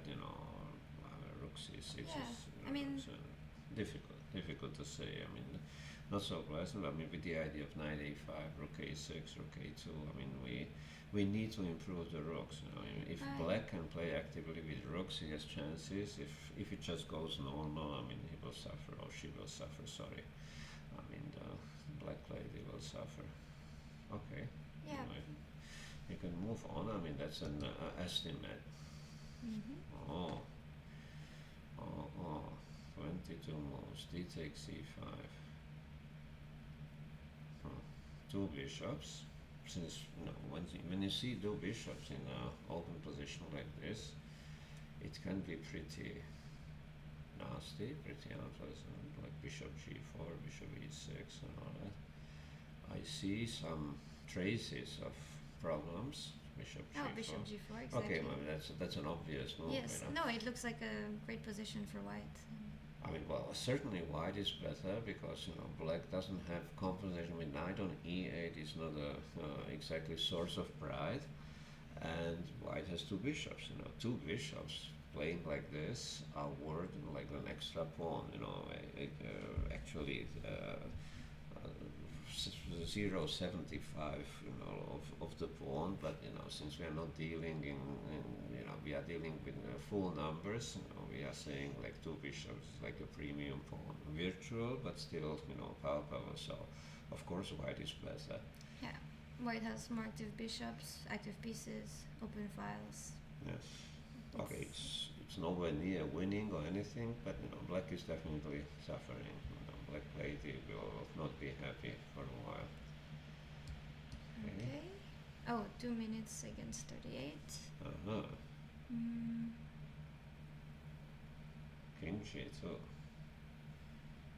We want to play Bishop G1 after Queen H4 is Queen is on E1, so somehow we have to sort it out with a rook. White has extra 2 pawns, but okay, after rook d3 Queen it's E2. less. Queen E2. but Queen E2, you win b5 back.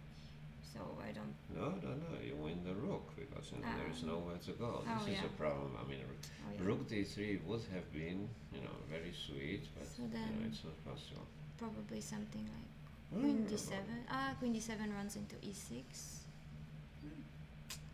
So then.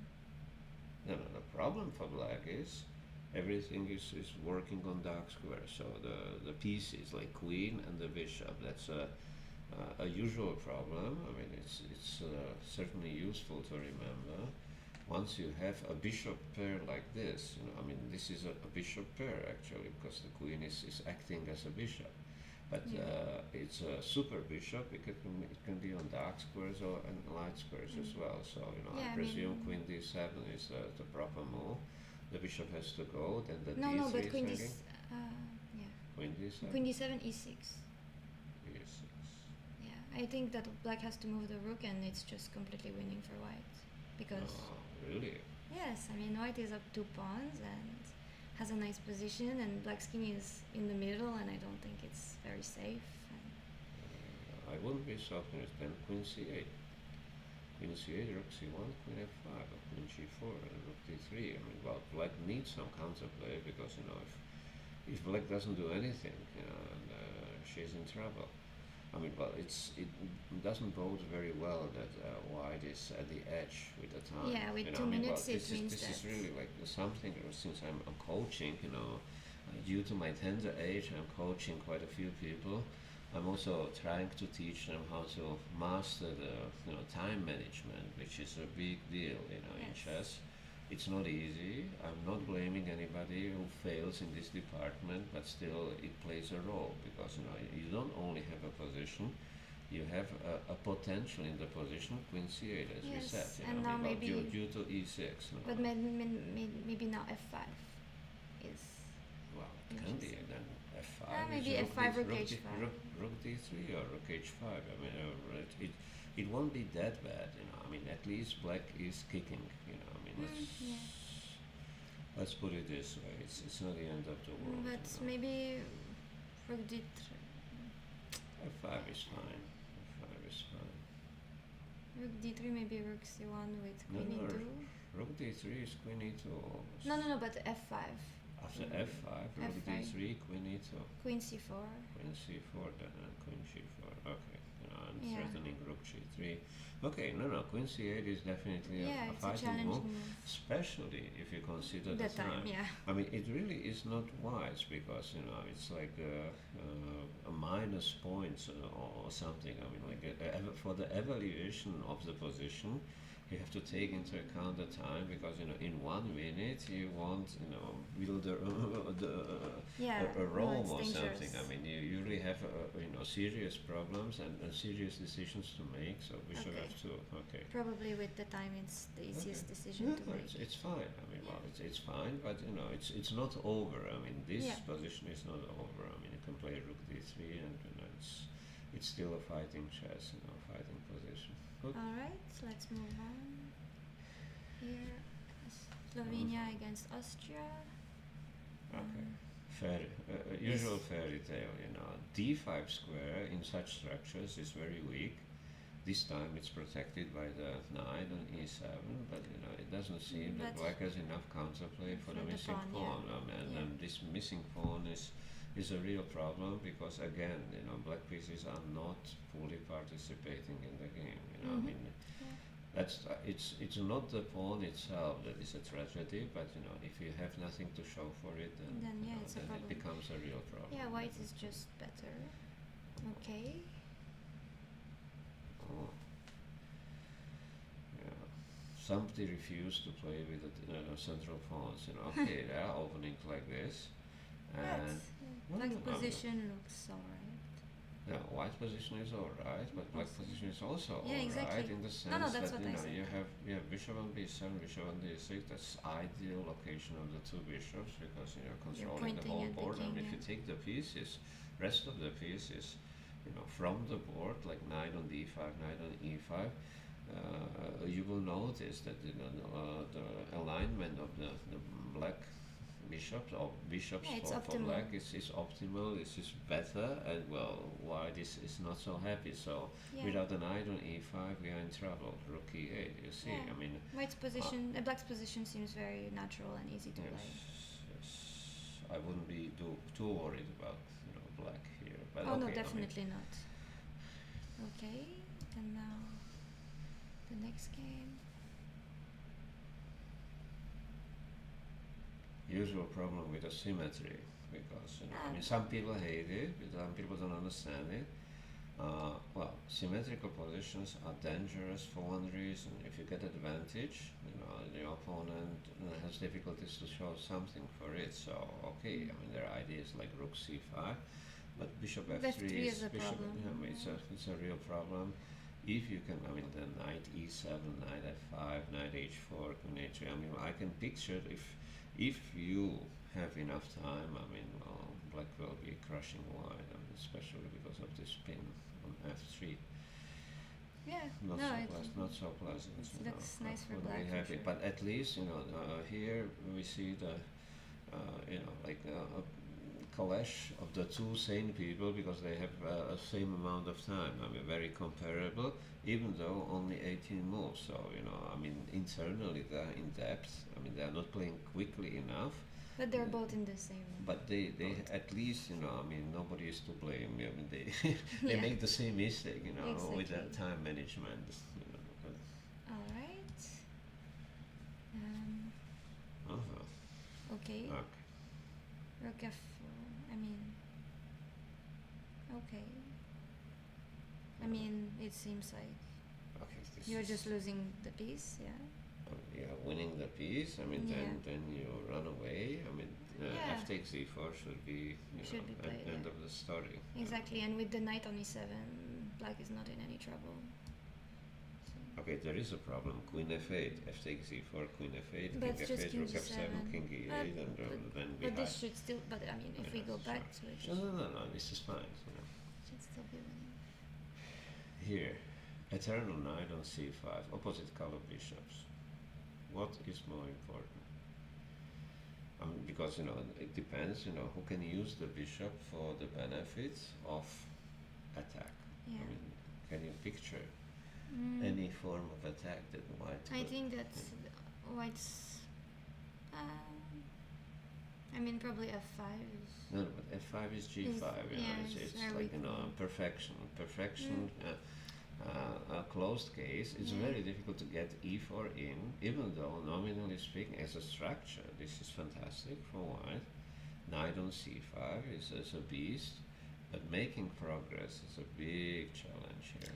I Maybe agree. knight d3, knight e5, and under this pretext, and then trying to rip it open with e4.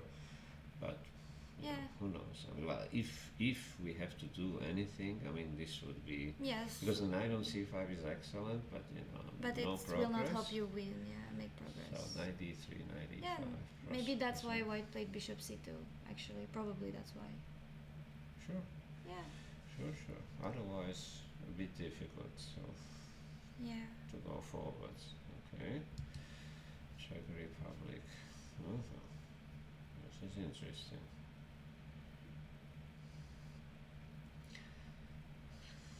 I don't know. By the way, do you know what is geometrical chess? Did you hear the expression? Well, I mean, it's not something used, but only when you have a long-ranging pieces. You have no knights. Knights are like the spices when you cook in the kitchen. When there are no knights, you only have pieces that are playing at a distance, and well, then it's a little bit different. The strategies and all that. One of the strategies, it's difficult to improve the pieces. Okay, black has to play rook Right, a8, rook f8, of f8, course, and but then There's a lot of pressure Well, yes, but then we are at the impasse. What to do? How? How do we do it? Rook f2, and well, at some moment, I can take on f4 and make it. Yeah, but maybe Make start it- with king g7 or king h7, because if Okay. you want to use the queen, then you will need to protect g6, probably. It's more difficult to make progress for white because. Yeah, I mean, also there's the d4 pawn, that's a passed Yes. pawn, so No, in the endgames are I just want always to bad. mention that the tragedy of the long-ranging pieces is not the fact that they are quick and they are, in this respect much better than the knights, but the problem is improving the pieces. You put the pieces to the best possible spots, and then improving them becomes a real challenge because, if you have a rook on f7, it's probably better than having it on f6, or if you play f6, it might be even slightly better, but the difference is infinitesimal, very, very small. So, now what? This is a problem that white is now facing. How do I improve my position? Even more so that there is a threat against f4. I mean, black can play king h7, try to take on f4, try to win h4 pawn, and so on. If the central pawns for white will start disappearing, it won't be pleasant. Okay, rook f2 is understandable because otherwise I can't even contemplate, f takes e6 or f5. But it's still the case because Yeah. you won't be able to recapture on d2. So it is a problem, but also for black. How do Yeah, we but improve the position? If white can make f takes e5 work, then it would solve No, but the how? problems. How? I mean, Rook. Taking on f7 then. Because f takes e5 is bishop d2. You have rook f7. yeah. Bishop e3. You bishop have to go back. and then they you are, just lose a piece. you are squeezed, like really squeezed. D takes e5 or No, but d3, d2, and so on. Okay, you go away. It will be like queen against queen, but I can have d3 in, and when I take queen e2 or something, it stinks. It's not no, it pleasant. doesn't It's look really good. not pleasant. Just Maybe queen mean- f3. okay. Well, black will have. Yes, it's black's turn, of course. Black is better, with the argument about pawn on d4 as a protected pass pawn. Sorry, Yes. it's a category in itself.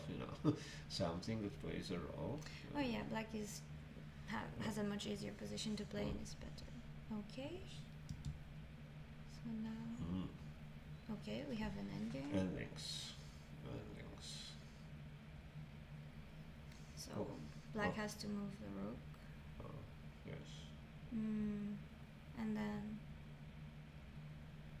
Okay, white is slightly better, Yeah, but but not that much because yeah. the rook is active, the pawns are, not Not- perfect and all that. yeah, I mean, I think black will have some work to do, but otherwise, No, It looks relatively the equal. trouble in this type of position is that rooks are thriving on activity and all that. Mhm. They are too strong to be locked somewhere to protect the pawn and all that. White has to protect the pawns, and black rook is more active. So b2 and h2 and b3 and everything is potentially under fire. And well, once you are protecting, defending the pawns, you can't play actively with the rook. That's the problem. So Mhm. the white advantage is minimal here. Yeah. Small, too small for comfort. I I would agree. say. Okay, and okay. Oh, At first glance, it looks great for white.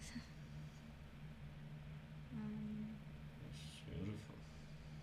Yes, a very strong knight on d5, and the rooks are well placed. Bishops are this looks quite nice for white. I mean, Well, I can only say that knight on d5 in itself is not a winning proposition, but there is one thing that people don't realize, in this type of position, you can't tolerate it because it's limiting black's pieces, black's play too much. Well, there is a danger, and on top of the danger, your pieces are suppressed and all that. So it's quite possible that black is ready to take Yeah. again on d5. positionally, then- you know, very ugly. But you know, you can't really live with a knight on d5. I mean, Yeah. it's I too don't know. much. Yeah, no, for sure. Like, I think that there are even threats of knight takes b6 after if you'd leave the knight there. So you have And to. also time-wise again, you know, Yeah. black has not enough time. Yeah, So- white is doing very, very well. Okay, here. Hmm. Knight f4. Okay, extra piece. Do I see it correctly? Yes. End of the Okay, then we can end- just end- move end on. of the story. I mean, Okay. this is not pretty.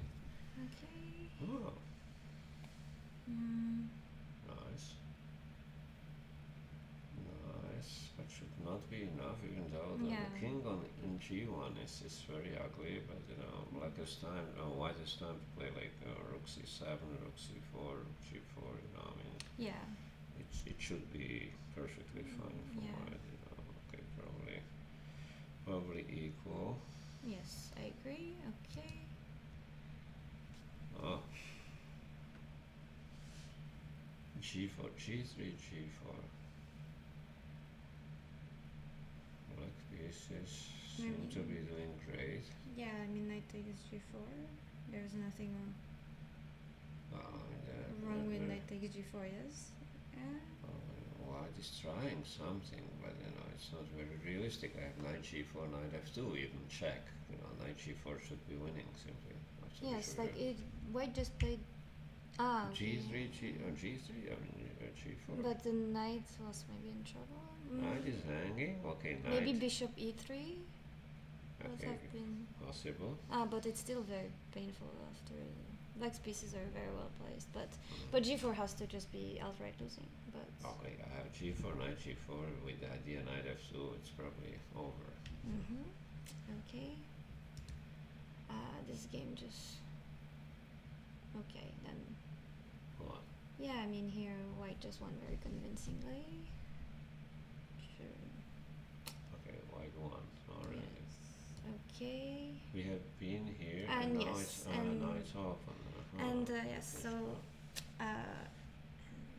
okay, then I think we'll go on break for a short break. So we'll be right back. Thank you.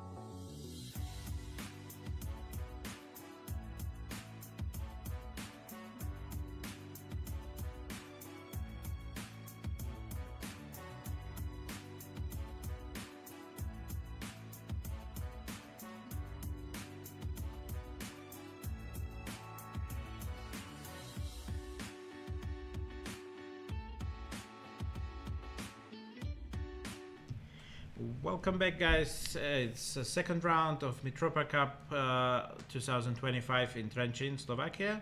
And we are back with Miley doing the live commentary here. We had a valuable guest just before this entry. It was legendary Grandmaster Lubomir Vtačnik, who is multifunctioning here big style because he is a team captain of actually both Slovakian teams and a player also. He's a backup player, but we never know.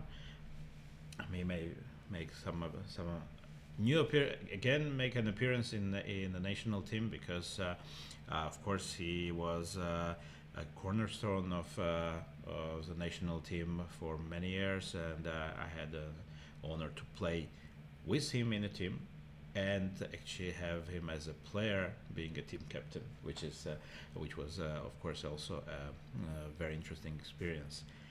But let's go back to the games. We start with hosts, and on board one, the position between Francesco Sonis and Jerguš Pechac, we can see that lots of things happened. Well, also we've been away for a couple of hours already from this game, and of course the things I can't say they escalated. No? And I think that here just black is pushing probably, and white has very weak bishops, and it's probably. I mean, maybe. I mean, still the potential of this game ending up in a draw is quite big, but it's definitely black who is on the pushing side, as you mentioned, and I still believe that should be enough to hold that. You are right that bishops are pretty bad. On the other hand, there are no weaknesses in white's camp, and that's true. It will be extremely difficult to break this defense of an Italian grandmaster. Let's check board 2, where Martin Neugebauer is playing Luca Moroni. It's surprising to see this time management actually, because I mentioned even in the stream before that Luca is the one who is usually the one with time trouble. With the time troubles. Of course, we are not done yet here, so there is still enough room to get to time trouble. But it's Martin Neugebauer who is the one under. Yeah, he is under time pressure. Positionally, I can't say that something significantly changed here. I mean, black pawn made it to a3, but otherwise it's all relatively the same. Yeah, it looks more or less balanced. Yeah. Still. Yeah. No problem. Yeah. So let's take a quick look here. Sabino Brunello, we claimed an edge for him from the opening stage. So yeah, typical. Black is closer to breaking with d5 or d5 it's like now. as close as it can get. Yes. So now he either is gonna confirm your assumption or not, because d5 it's not forced, but I don't think it can be played. Yeah, maybe he will go queen c6 actually. I mean, d5 doesn't look. You cannot play d5. You have problems with queen e8 at the end. If you take everything, and if you don't take, then d6. It's a problem. Maybe not directly. No, I mean, c5. If you take twice on d5, let's check it. But if you take twice on d5, I'm enough time there. Then I don't think you can really sacrifice here. No. Mm,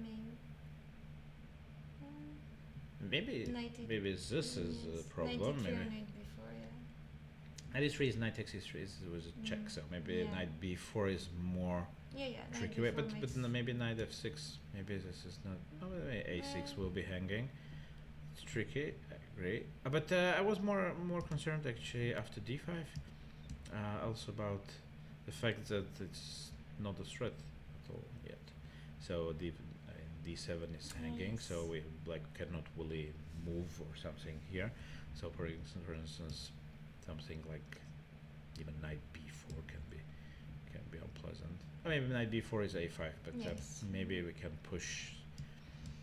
Okay, some different move order. Can I do it? Well, knight d3 is d4, but this is But maybe suspicious. ed. Oh no. I mean. Okay. Okay, maybe even CD, that line was okay. CD ed knight before maybe could be. D4 anyway. But maybe the line we actually originally suggested was fine for white. Because it's not completely obvious how to unpin this. And a6 will be hanging at the end of the day, Yeah. actually after knight f6, for example. There's even a way to collect Take this it pawn now. and take it immediately. So maybe it's unpleasant for black, so he Yeah, has and to if find not, another way. I think then- something like queen c6 is gonna happen. But. Like knight b4, queen Knight b7, b4. take, well, okay, if you Mm. show me the way. Oh yeah. But It's yes. a bit unpleasant, but probably holdable. Yeah, and they both have the same time, so. Yeah, but time is not gonna be an issue here for Yeah. both players. They are used to playing 30 seconds. Yes. Trust me. Oh yes. I know. So I know I've played several games against Sabino, and he's also a 30-second guy. I Can prefer play at having the- 2 minutes and then. Yeah, this I absolutely agree, and Willie.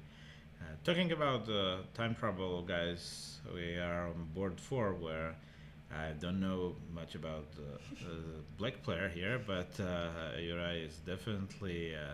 But 3 against 10 is not. No, I mean not he's doing great. significant. I mean, time-wise, I would be super happy to see this, because usually he would be down to 30 seconds at these stages of the game, and the position is actually not very complicated. Yeah, it's I mean, I pretty- can say it's pretty most boring. pieces have been traded and. Yeah, well, black has for example, can decide if he wants to play on further, or just like offer draw more or less by Yeah. playing bishop takes d1. Yeah. He There's not much going on. White is No. safe, so. No, white is definitely safe. I think that only black can get in trouble once you delay the exchange for too Yeah, long. maybe some knight e3. Yeah, because knight and the queen, it's probably a cliche, but maybe it usually works. The dynamics are not in favor of the bishops in this case, so I would be quite. With black, it depends, of course, how do you assess the match also. So in case that you would Yes. think that your team is in danger, then Oh. probably bishop takes d1 is not a great decision, but I think it's very difficult to judge at To this push, point. Maybe yeah. you can also like realize this decision to a team captain by asking if Are they you allowed can to do offer. that here?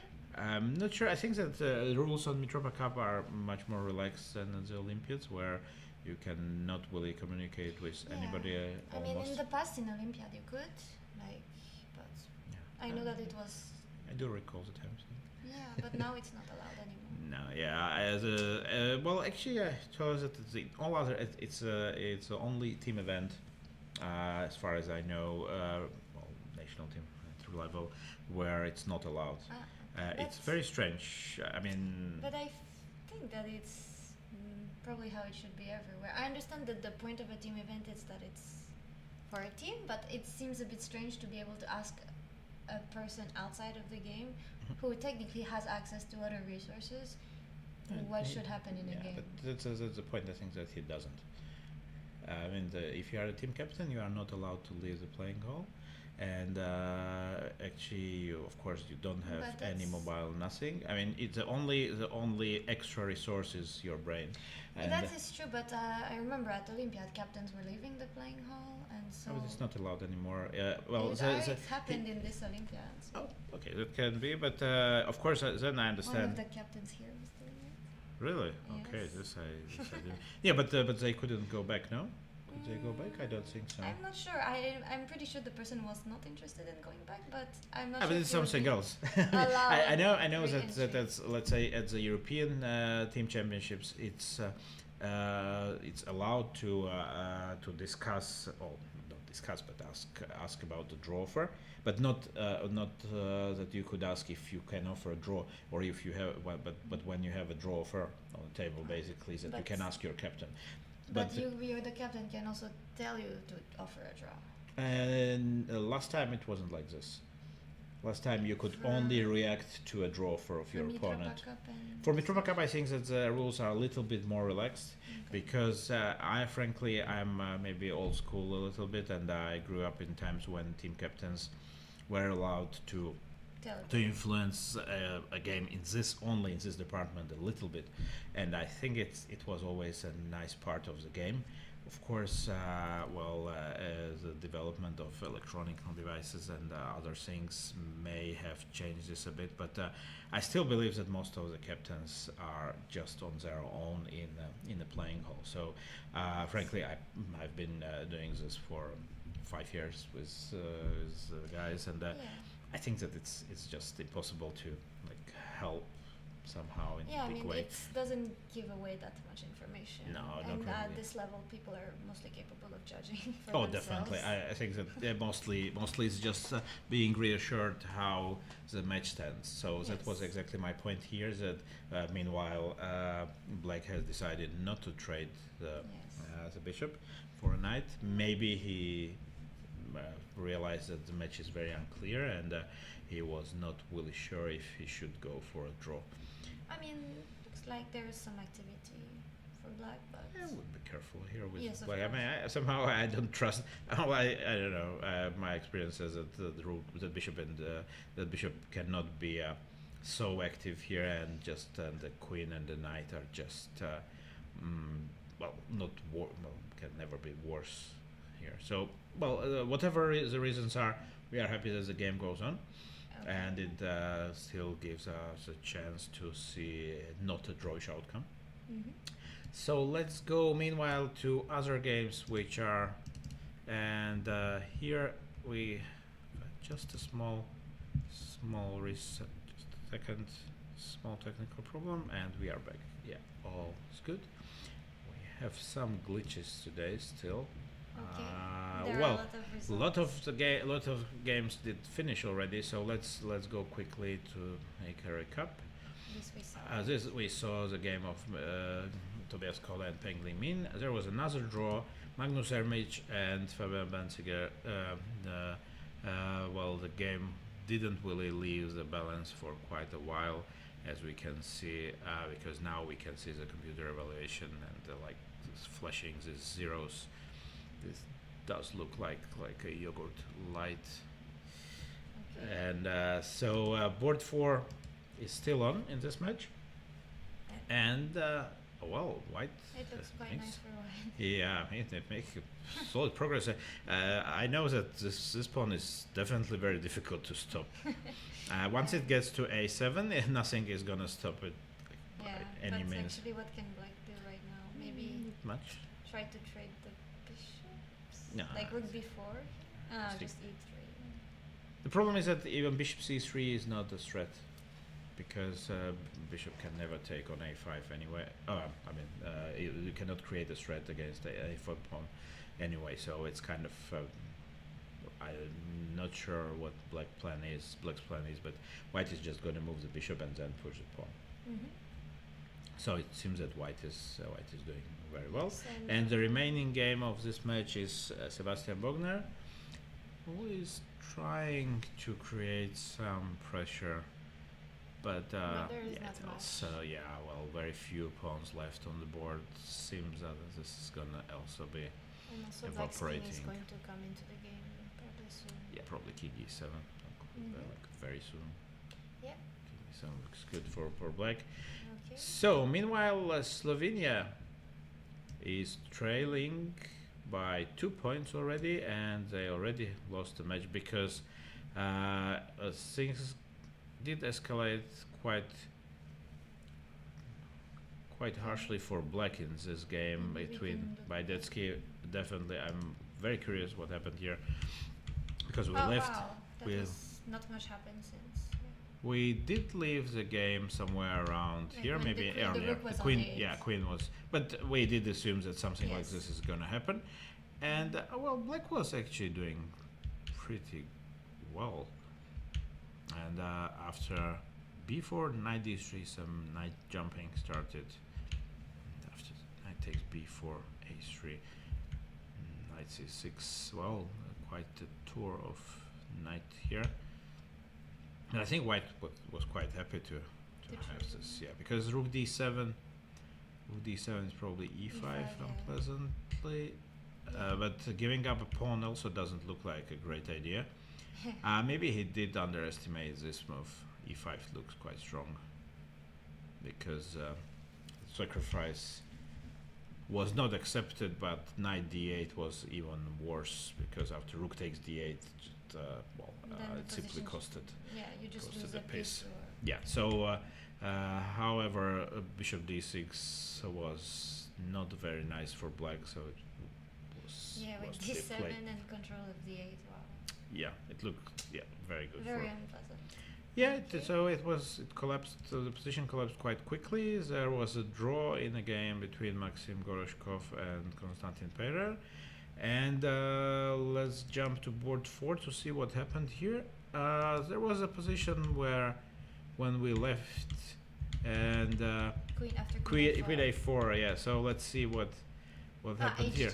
HG. We were not happy with HG, and white did follow up with b3, and then giving up. black took the pawn. Yeah, I remember that I was trying to convince you that that queen takes a2 is not a threat, and yeah, it seems that Leon. You said you were materialistic, but Yeah, but I queen went A2 is for. so easy. I did go for a3.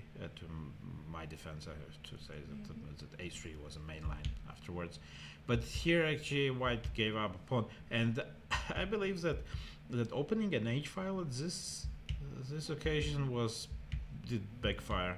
Yeah.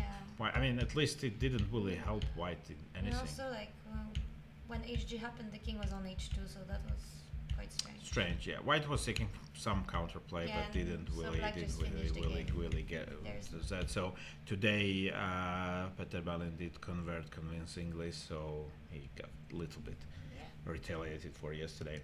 So look at that, sir. This I'm very curious. How did this happen? And Oh, black queen kind c8. of did survive this.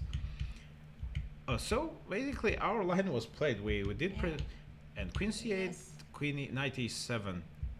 I just so he did kind of manage to get away from this only with a pawn down, but still would think that this is pretty Maybe bad for queen black. is- Rook takes g5. But what Yes. about like Yeah, queen queen takes a7? a7. I also had this That looks exactly the same.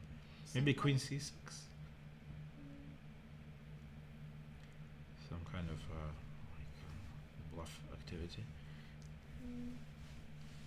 But then maybe c3. rook, Just maybe rook f2 actually. you want to give an e4 but collect on c7. I also don't believe this, but somehow he did play too softly.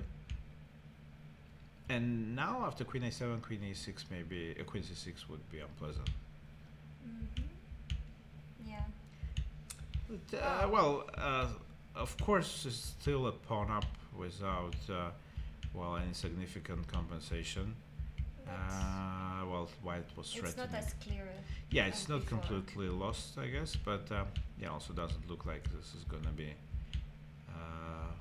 easily winning for white. But I mean, this White H- we've made some progress on the queen side. h4. This should be good. I think that this should be winning sooner or later. Also, it's risk-free, of course, and he also is playing this position. He has a as this- decent amount of time. Yeah, he just made it to move 40. And actually, they have won the match, so there is absolutely no pressure on him to Yeah. win this game. And Yeah, so it's I very think that nice he's of gonna him. convert this. Let's Czech team is leading Hungary by 2-0 at the moment. So Ooh. wow, so DC4 We saw happened a mate. seemingly. Oh, okay. Oh, and then it didn't last very long after that. Yeah, we did see this position. DC4, dubious move. I think that it's like human, mostly, because Interesting. D4 just looks. Yeah, Like but he will suffer for a it seems that computer says that DC4 is a mistake and D4 was to be Yeah, was to be probably more played. solid. And as I mentioned before, once I had this engine is always right. Mhm. So DC4, Queen C4 was not a good idea, although we both agreed on that probably it's practically the best chance, but it actually ended up in a very painful way for black. That Yeah. basically white did I crush think through. that black just lost too much time with the dark square bishop. We did eventually get a dangerous pawn on h4, but unfortunately mate was a little bit more valuable. Which is not a big surprise, and knight a7, Okay, queen yeah. c6. Well, at A least we nice had game the from check. white, Yeah, checkmate on the board.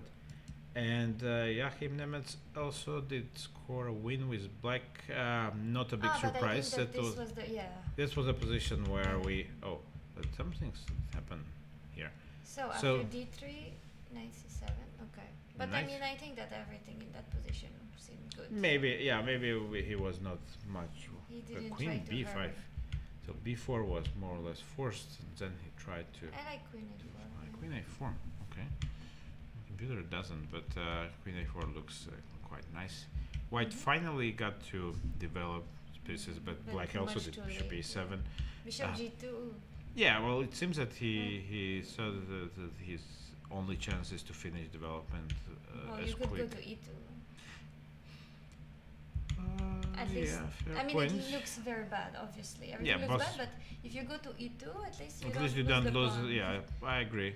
So But yes, I think for some reason. because if you give up a pawn, then it's so much harder to hold after that. Like because even if you recover a little bit, well, you're still down a pawn. So Yeah, he did recover a pawn, but actually then he had to trade it for For, two. no, that's just the and, queen and is the- very okay. also it collects pawns here, and it seems. Yeah, but the pieces oh. are so well coordinated, and Yeah, also the rooks. White's pieces are just Yeah, just the rooks are connected, but that's about the only positive thing we can say Mhm. about them. And yeah. I mean, this was just a miss from White.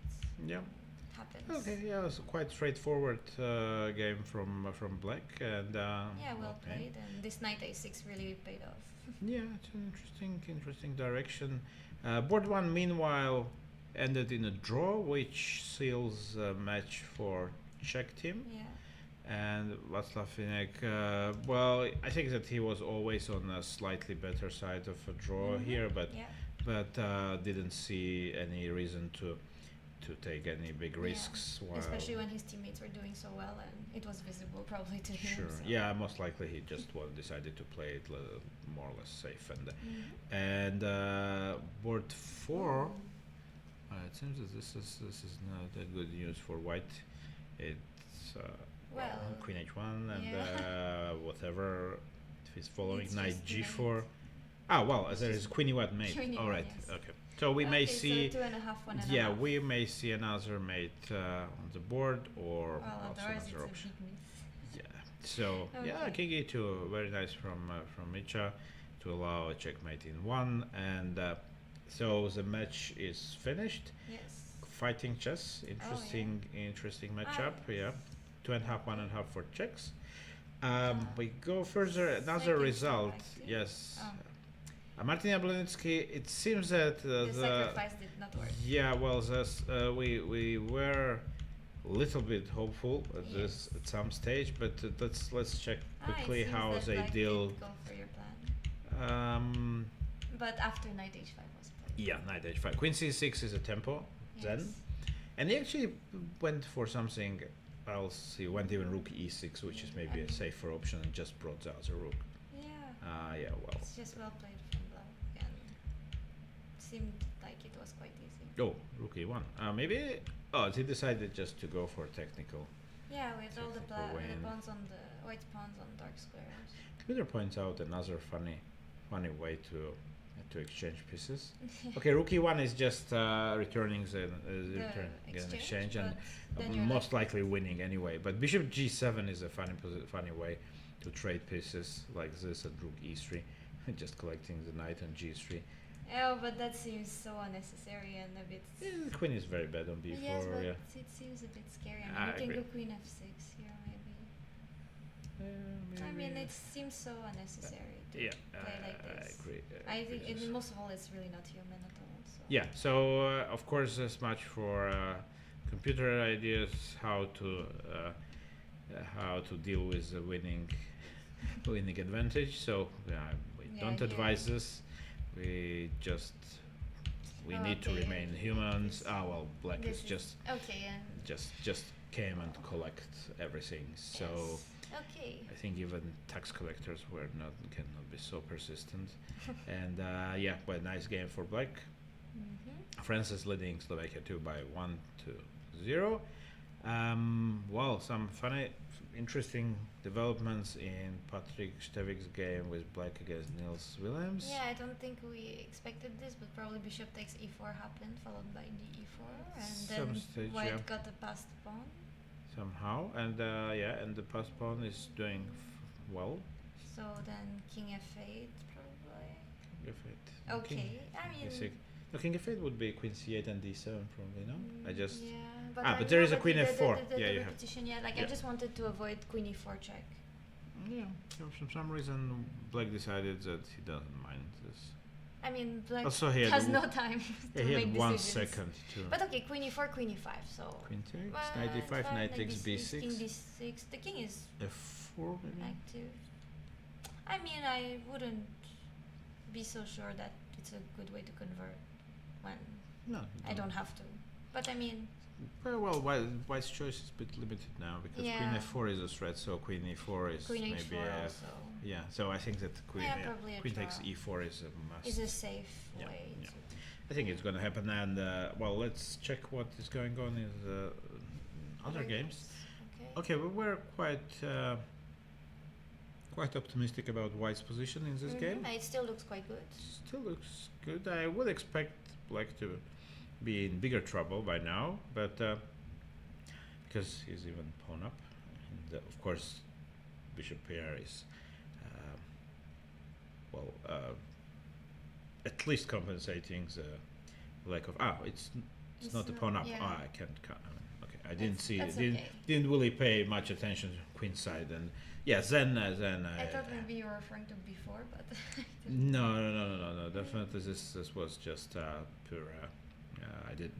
I somehow saw is an there extra pawn on a g6. reason why rook takes e6 wasn't working? What was the last move? Was well, Rook takes can't e6. tell you. Yeah, hard to say. Why not? Why not? I mean, the pawn is still hanging, and actually, probably you still can't protect. 7 seconds. Can this be can I suggest it as a Okay, reason? but think about it. The pawn, you still. I mean, you can go I would take it. 94. I would take it like no question. Actually, yeah, 94 is. No, rook takes e6 is actually. I mean, bishop e5 is a No, threat. I'm saying like now that bishop h4 was played, Oh, yeah. maybe 94 Yeah, is sure, the I way think to go. Yeah, well, bishop h4 is quite strange. Yeah, I would go 94 now probably. I don't think you can allow rook e6, so 94. Yeah. And I'm happier about how. things are Definitely happier than after rook takes But- e6. Yeah. But why rook c8 actually? If rook takes e6 is you're allowing rook takes e6. Like you can protect the pawn right now. But now knight e4 is not really so No, good. it's not necessary either. Like I can go knight b5 maybe.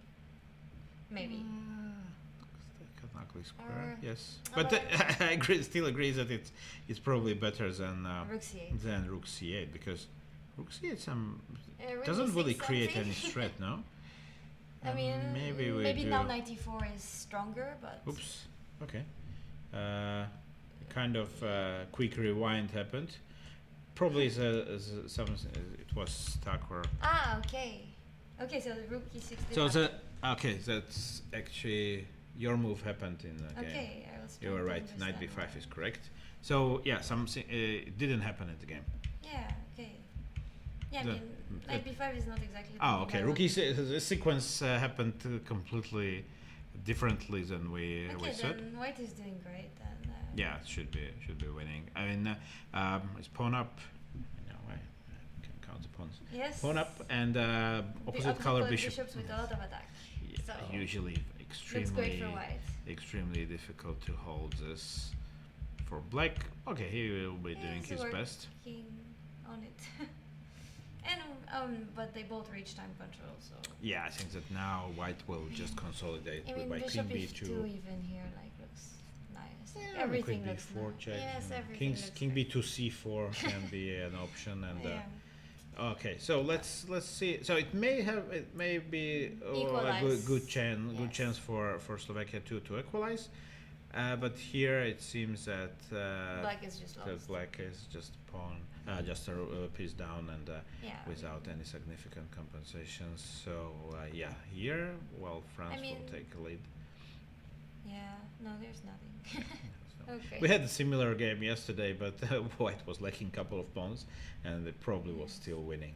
So we made a full circle, I think, in open event. Let's take a quick check There on was a the draw. ladies. From I think board 4 for Slovakia. I think. Board for Slovakia Yeah. and Yeah, okay, it's let's easy. yes. Okay, so here we one quick update. Still so a Black draw. took the knight. Yeah, finally the knight was dismissed from the board, and yeah, so we expected normal result. from Yeah, both players. Okay. sure. So now it will be up to the rest of the team, and let's check the women's competition. First game we see was Basilina Manko was a draw. Let's check the second board where it also does seem that we are very close to a drawish outcome. I think that even when white gets a pawn, it will be extremely difficult to win this, if possible at all. I think it's possible. Okay, I will H5, trust H4, H5. yeah, you put some your pressure. experience in this type of competitions is bigger No. than mine. Yes, So- of course. I so think it's possible. of course, everything can happen. It's well, any position. Well, until it's on, it's on. So Yeah, but this isn't the most drawish position. I no, think, no, so. no, no. Of course, I meant objectively, it should Yes, be a draw. objectively, I But of course, we are But even playing. like if you trade the knights, actually, like even then. Oh, if you white- trade the knights, it's I don't just know. a good draw. I mean, trade the rooks. I mean, like, you can still try. The pawns are weak for black, so I mean, obviously, Yeah, should be. it's defendable, but Yeah, maybe yeah, you well, can of do course, something. and also I believe that white will be trying to win because it can be quite important for the match. Here, this looks very good for white. At the first Just rook position, c8, rook c8, and then you put the you trade, then you put the. they'll probably try to chase your bishop. No, but actually rook c8 followed by rook bc6, and then you take on a8. That's a So clear-cut bishop plan, e4 yeah. will happen. I mean, I think you have to. Yeah, but then you cannot move anyway. Yeah. No, it Yeah, looks great for white. B3. Something like this. It's just- G3, yeah, king G3, F2, king G4, E3. G4, Ah, king yes, F2. G4, king G4 is F2, good, yes. like to. You actually, chase the bishop. yeah, a it seems bit. that it's just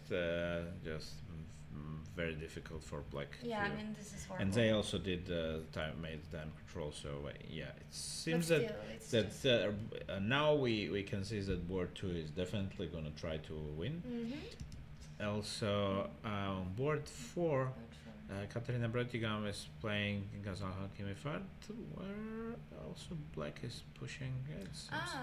This game we saw it earlier, and I thought that White was doing very well, but Oh, then but White was on time pressure, so it was difficult. Because here instead of Bishop F2, I was thinking of F5, and it seemed yeah, F5 looks very logical here. F5, Rook D3, Queen E2, Queen C4 was something. We You know what I considered, like so- even more? Black go for E6 here. I wasn't sure about it because I wasn't exactly convinced that it was a good idea to play E6. Why? Just that you would move the rook, or Yeah, I moved the rook, but yeah, like, F5 does do look. you want to I wanted place- to follow up with F5 actually. I mean, but try it to. seems like Maybe there is no need for there this. is no need, and also you activate the dark squared bishop, so. Yeah, if And there I is a don't really concrete. want to take on F7. Yeah, the so. question is that if you don't really have a direct gain, then Yeah, of course I E6 know is just questionable. F5, and then eventually you move the bishop, but None of this happened actually, but Yes. Black did get a pawn and activated pieces. okay. Managed to swap the queens off the board, and then of Yeah. course it became quite tricky. Of course, White was in It's still on time pressure. huge yeah. time wow, trouble. Okay, and that's how Some- Black got the material back, and now Yeah. Black looks to be doing well. So. yes, quite- the d quite pawn well. is running, and King King E4 looks well, quite maybe good. you have to be careful. No, it's like no, the deep pawn is just too strong. It's running. Yeah, I mean, so you can even play D2. yeah, there was that's an idea. Yeah, to Yeah. go King E4 and then D3, D2, for Mhm, example. Yeah, I think. So let's check the. Here White was a pawn up earlier, and now it looks like. Now it's not one but two. Okay, Rook B6 is gonna happen, yeah, or Or just King E7. King E7 also, yeah. So Black is now, but King E7 is Rook D5, so it's gonna be, which actually is the case with Rook B6 as well. So Like Black Rook is gonna, but King is yeah. because I'm threatening B5. Yeah, This yeah. you really cannot afford, I guess. And yeah, it So- seems that Black is not getting So the pawn you back. lure the King to E7, then you go King Rook D5. Yeah, but I can go after Rook B6 even. Rook But you D- can go Rook D8. Yeah, yeah, Yeah. that's possible. You can go King G7. Just try to pretend that Alright. E7 is not your Well, square, then but I'm happy to play Rook D8 if you go to G7. yeah, or Rook D5 straight away. I mean, Mhm, it seems that doesn't- it should be winning for Yeah. White in both cases. Okay. Board 2, Anya Weber against Elizabeth Appala. Okay, this is a pawn up, but yeah, it will be. does not. G7 can be vulnerable. Mhm. Oh, it's just two pawns. But I Oh, mean, I will put a Rook on A7. well, Black is gonna still have to Try for work sure. for. Yeah, I mean, Black will still need to work for a draw a bit. Yeah, but For probably sure. not too much. Okay, well, I don't know. I have this idea. How do you? I mean, I go Rook A7. I take on H6 then. My take. Rook H6, and then I collect an A4. That's why I And went then- here. But Oh, maybe you yeah. have to go this. Okay, then maybe Rook E7 instead. Rook E7. Okay. Yeah, I mean, I go- it's logical. No, yeah. let's just protect the pawn, get a Rook on the 7th rank. But I mean, I think that King H7 is also the same because you cannot Yes, prevent me from similar. playing Rook A7 or Rook E7 after. Similar. Okay, somehow bring the bishop.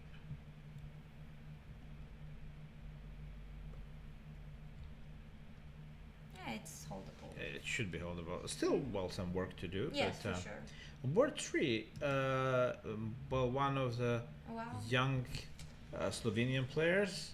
I Rated think she's only 15, and yeah, she did managed win to- her game against Katarina Kater, Austria. Yeah, And exchange the up, position, just- if I position recall was- correctly, looked very promising earlier on. Yeah, here it looked well. but here- it was before we saw it, like. yeah, somewhere. Oh yes, it was like a symmetrical position, but bishop takes f3 was possible. So. Yeah, it's- it looked promising. It's nice that she won that, because I don't Mhm. think it was necessarily easy from. it what it seems that looked like. Peter more or less approved But what it- was it- going on. Yeah, Yeah, it went very smoothly, it seems. Wow. Rook c4, so a spectacular try, but not really. Yeah, well, didn't really Yeah, that's help just white. Yeah, it's just exchanging Really good. everything Yeah. and quite a nice good win. conversion. Okay. On board for Emma Yaksha, she has, of course, for her it's an extremely difficult tournament because I think she's not even 11 yet. Ooh, wow. So yeah, well, this is it maybe actually all-time record for a player Mitropa playing for a national player. team. An interesting decision by Slovenian Well, ladies. not in the world, but maybe. No, not in. I mean the Mitropa Cup. Mitropa, Yes. yeah. Otherwise, of course, There's you the would have at the 8-year-old Olympiad. from England. Yeah, well, we would have many cases, I think, Yes. even during Olympiad. So, but so far, of course, it's a very difficult tournament and a big school for her. But on the other hand, it may happen that She we might may get some good see her, games. and Yeah. we may see her many times at the Mitropa Cup and maybe even bigger events.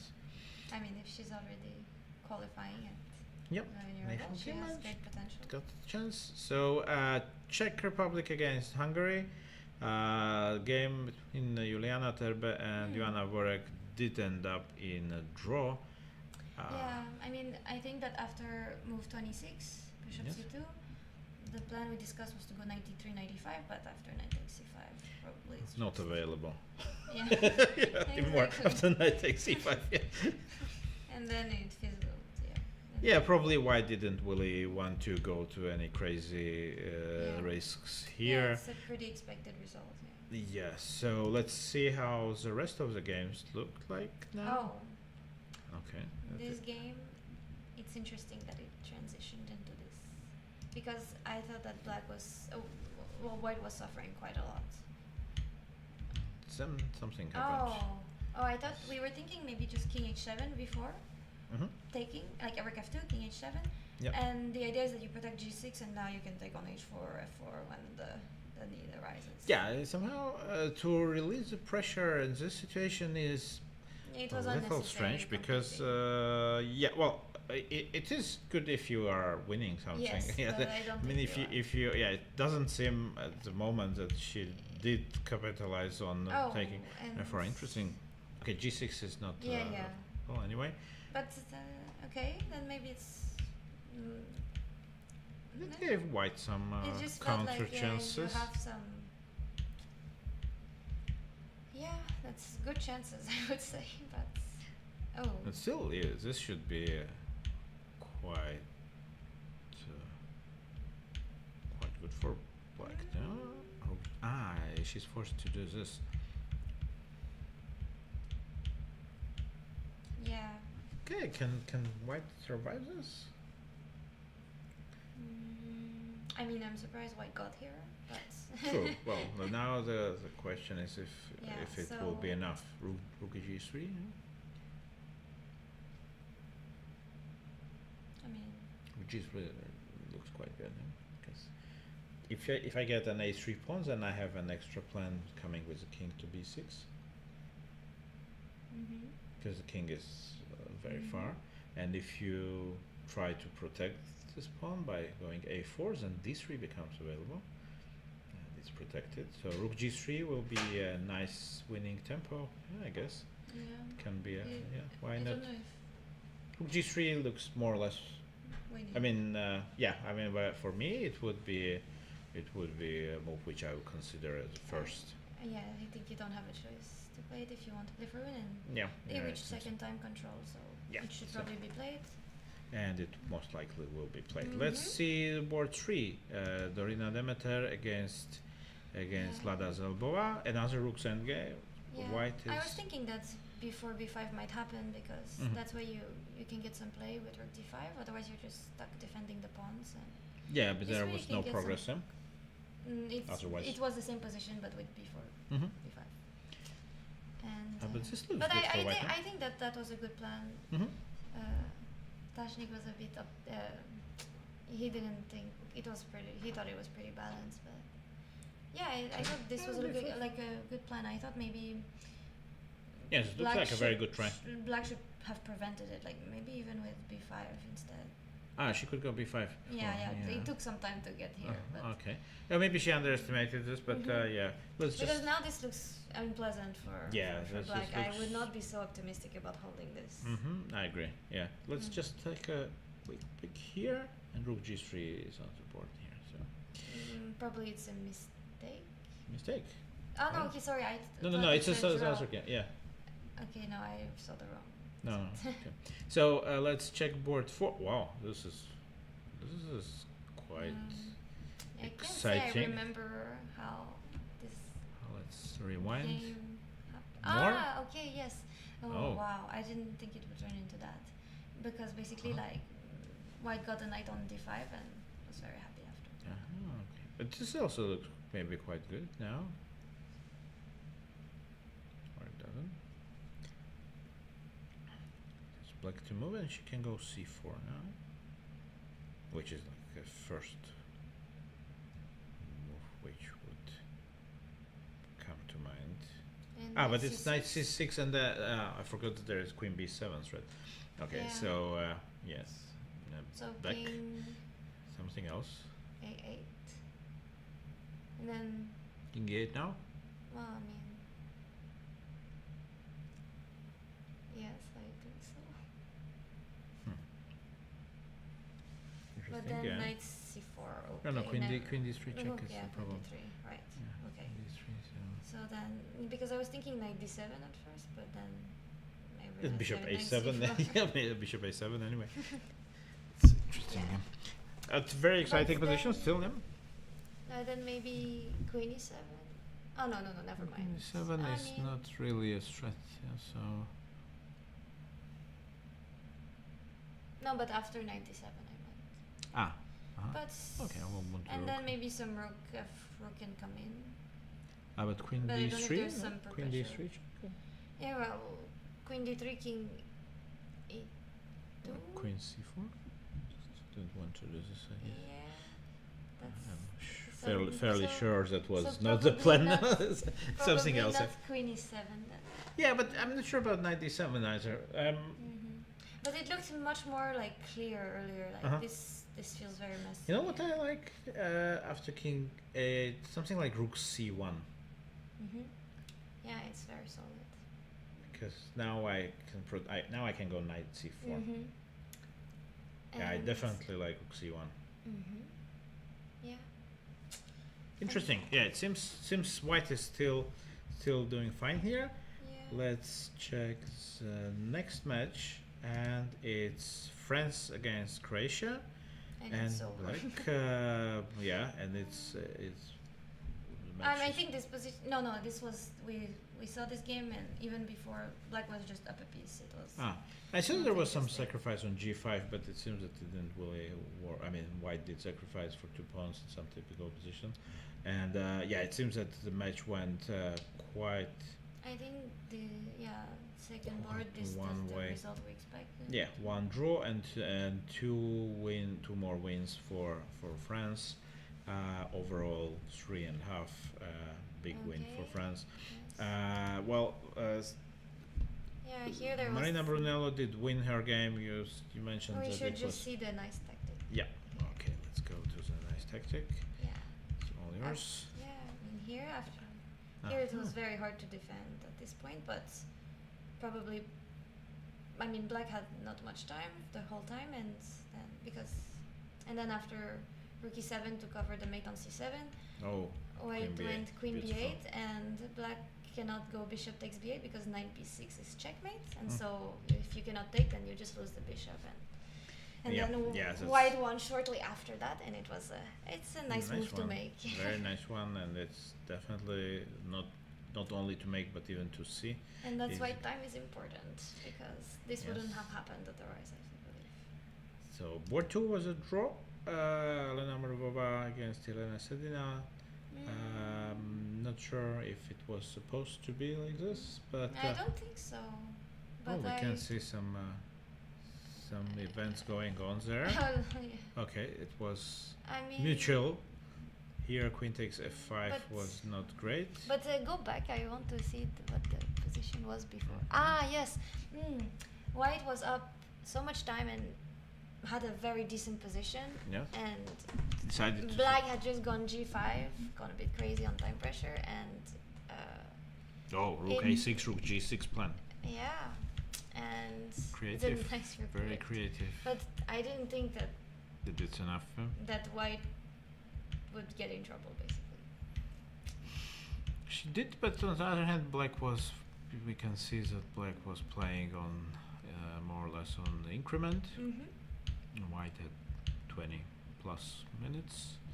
Queen takes f5 is heavily criticized by a computer, and rook e7 was supposed to be a more or less a winning move, and instead they traded Yeah, probably everything. White should have taken a bit more time. Yeah, well, it's hard to. in Sometimes. the winning. Yeah, sometimes you feel that you need to push your opponent because of her time management, and Yeah. I know, and, but you should push until you have a good position, and then when you have the good position, you start thinking. good to know. I will Yes. try to. And this is Alexandra just Shvedova won her game Yeah. against Lucia She had- Shevchikova. I mean, The okay. position was very good for her. Yeah, she had well, Black was an exchange up, but actually the compensation was yeah. more or less. I mean, at least enough for White to keep To the not pressure. feel forced to take it back, Knight because C6. basically during the whole time the rook was on h8, and Black Mm. could go bishop takes h8. Okay, yeah, but decided to keep the Yeah. bishop, which well, Turned out happened to quite be well. a good decision. Oh yeah, and this looks so easy to play. oh, yes, I can play Wow. every day. Yes. Yeah, it's just collecting material, and so Italy did win their match Mhm. against Ooh, against yeah, just so local much.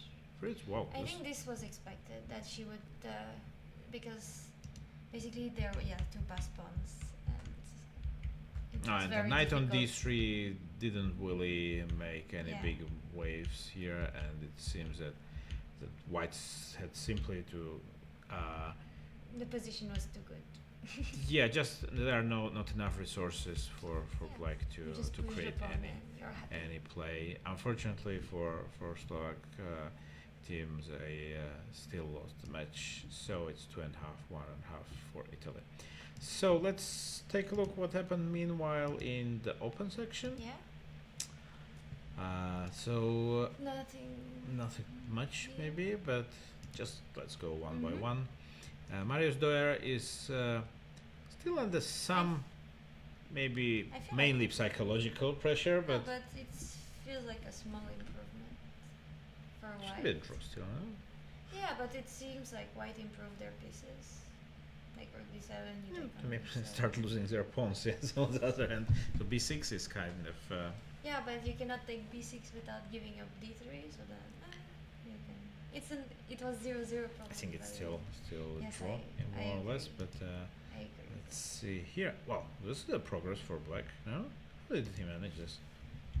How did he convince White to leave? This we have seen. d5. Bishop. Well, bishop c5. Rook b5 B5. maybe. Yeah? Mm. Okay, so Why did rook c8? Threatening a6. maybe that's why.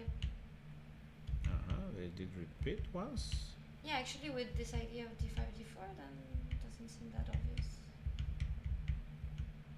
So the game is And what on, about? but it doesn't. Well, it's not like White did achieve But- something. But what about rook c6 maybe?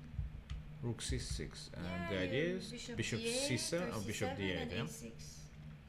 And then bishop c7 maybe, because then you can go to b8 to push the pawn. But Yes. after that you're kind of stuck. But d4 then will happen. Hmm? D4 is gonna happen then. And if you take, there is f2 is hanging, Mhm. and it's maybe that's.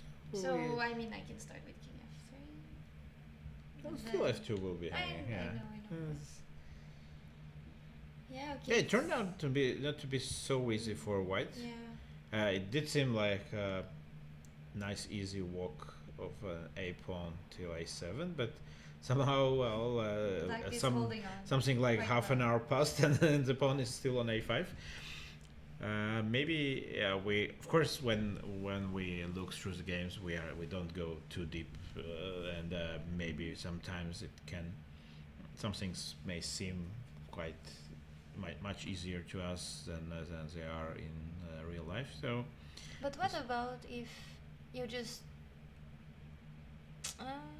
what if you like leave the rook on a8 or b8? Actually, let's leave the rook on b8, and then like you bring your king and you give up the pawns. Because I don't think that it can be taken anyway. So. as my coach usually said, in analysis, it's quite easy to give up somebody else's pawns. Obviously. Obviously. No, I mean, I wouldn't want to give up no, my I pawns. understand that the idea is. But you maybe can even play f4 if you don't feel like it. But actually, no, bringing the king does not F4. match. There's just rook b2. No, interesting. This is still quite tricky for black, I believe, but white couldn't do any significant progress till now, and No, yeah, it doesn't seem very easy. so what happens? What's going on in this queen's endgame? So, So yeah, I mean, earlier on it was. This is a bit messy, but it looks white good should for be- white. White should be winning. Yeah. Anyway. No, I can't believe that this is okay. With it 2 would- minutes. Yeah, that was it's not probably- so trivial, most But likely. the moves are probably not so hard now. Like black's No. queen is doing absolutely nothing. And black is quite used also to a shortage of time, so I wouldn't be worried about that. Okay. So 2 games in the match of Slovakia 2 are on. Patrick Stevik did yeah. manage to keep But how material did the balance. e4 pawn Let's survive? see. Let's see how the e4 pawn Oh, Okay, white didn't take on e4. And- Why? Because I probably just time. But it was a time control already, no? Oh, I mean, queen b6 was move 41. okay. Then Strange. no excuse. Yeah, no, queen e4 just you instead of They you got get more or less the two same endgame, but without. with but two pawns less than yeah. expected. Okay, then that was just a very bad conversion. now it's actually now it's not a conversion anymore. No, Yeah, now of it's course. maybe a risky endgame for white. Mhm. Still Yeah, should the be a king is draw. very active. But the knight is extremely tough. bad on a6. Yeah. King c6 probably just go try to collect the b3 pawn, and No, but you can even trap the knight. that's a side idea. Side idea, not main idea. No, actually not, because actually you cannot trap this knight very easily. No, I think if you go I mean, just. king c6 provokes either b4 or knight b8. Yeah. Yeah. And then you. But actually, You I get want there to. I faster. want kind of to trick white into thinking that I'm going to collect the b3 pawn, and then suddenly Trap change the my plan and knight. go to c3, and go e3, and then just promote. This was my second side plan.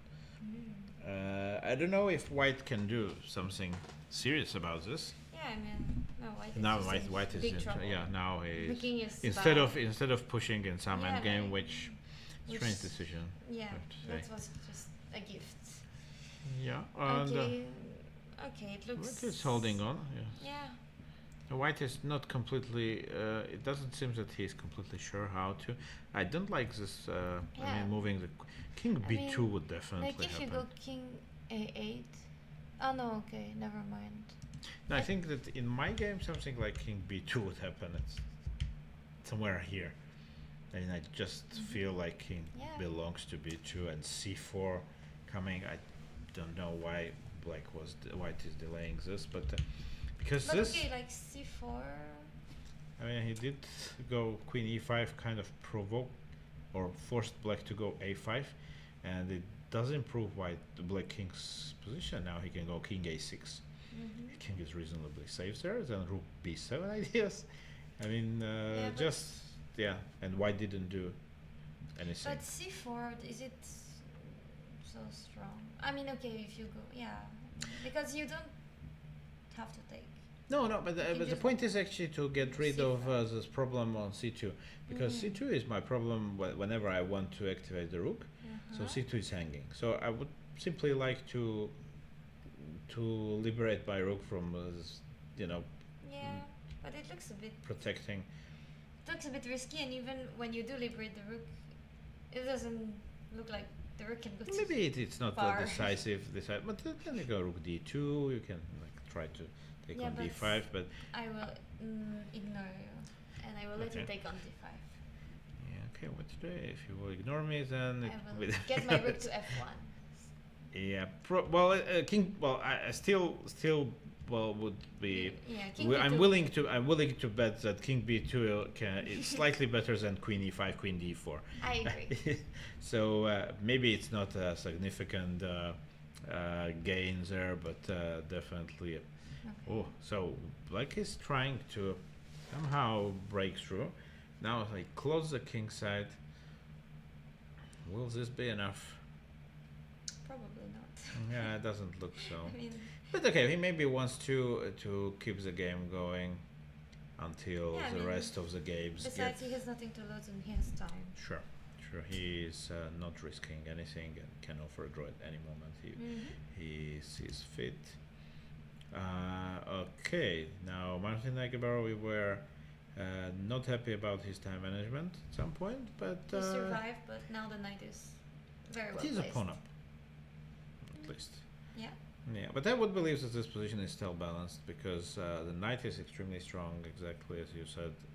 On the other hand, And the bishop is no, bishop is gonna go to d1 or something. and do nothing. Yeah, and protect the b3. I don't think that any of the sides at the moment objectively have enough resources to play for a win. But on the other hand, at some point the match situation may become a factor there. But what about bishop d1 f4? Oh, I move the rook somewhere, like rook d3, Yeah. clearly. Yes. Yes. And then rook e7. I think I would much prefer black here. I would be okay with white also. Yes. b4. Let's create a pass there because no, I understand that okay, queen d3 was played. He wants to avoid. Yes, it makes sense. Yeah, I understand that he wants to Not avoid have to the calculate 92 every move. avoid the confrontation with the queen on f6. But on the other hand, no, I think that No, but that way the rook can go to e1 at least. Like. on the other hand, you release the pressure from a5. So now like rook e7 or moving the rook is possible because with the queen on c3, a5 is an idea, but not here. So let's see. Okay, this position is more or less we understand what's going on. Let's check a board 3 which may Queen indirectly C7. be a decisive factor for the other games as well. Queen c7 is a threat. Yeah. So bishop B7, e5 bishop does has bishop e5 or queen c6. It looks pretty bad for black. White is just dominating the position. Seems that white is winning. Yeah, no, it's. So it seems that then boss board Both 1 and yes, 2 will need have to to try push. hard to equalize. Okay, Ergush went for knight to g5, and now some maybe bishop d7 will create a threat of sacrificing a pawn. Yeah. A knight on. Or a No, bishop. but still, like. Black No, has- but white will have to do knight g1, I think.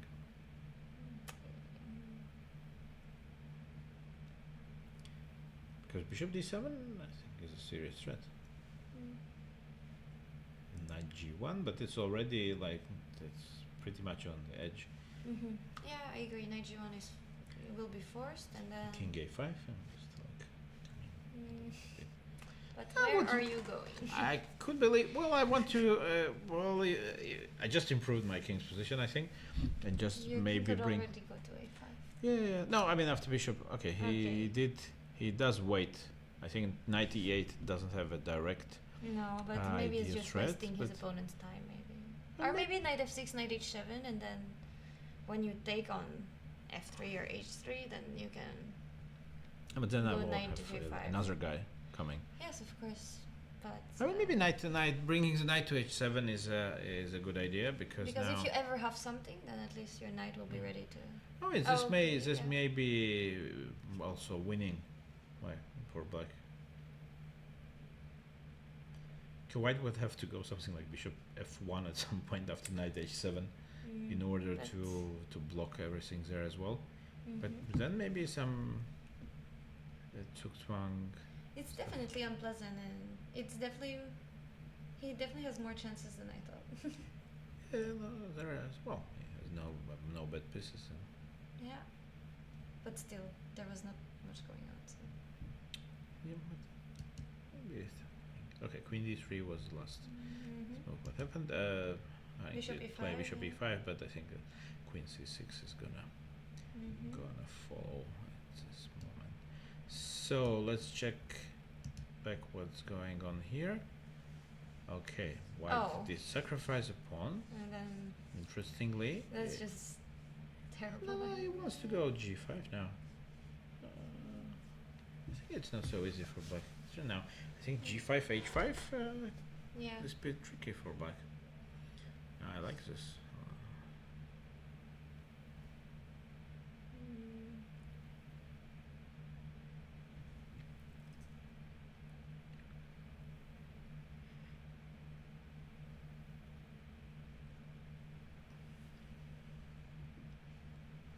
Then maybe something like king e5.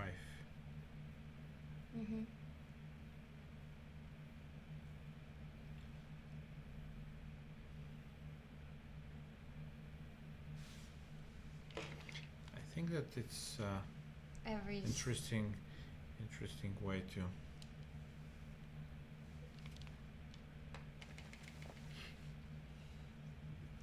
Because my idea is to go d2. yeah, of course. But But I mean, I have.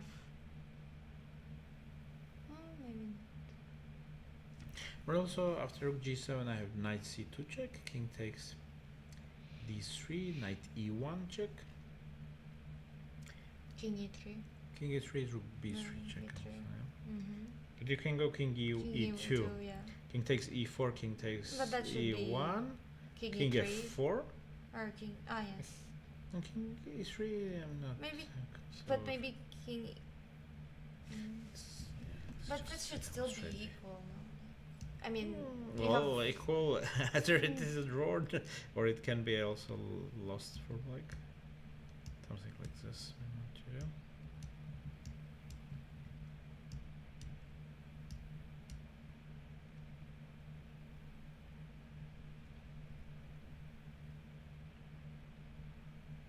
maybe king e3 then king f4. King e3 and go here. King f4. Mm.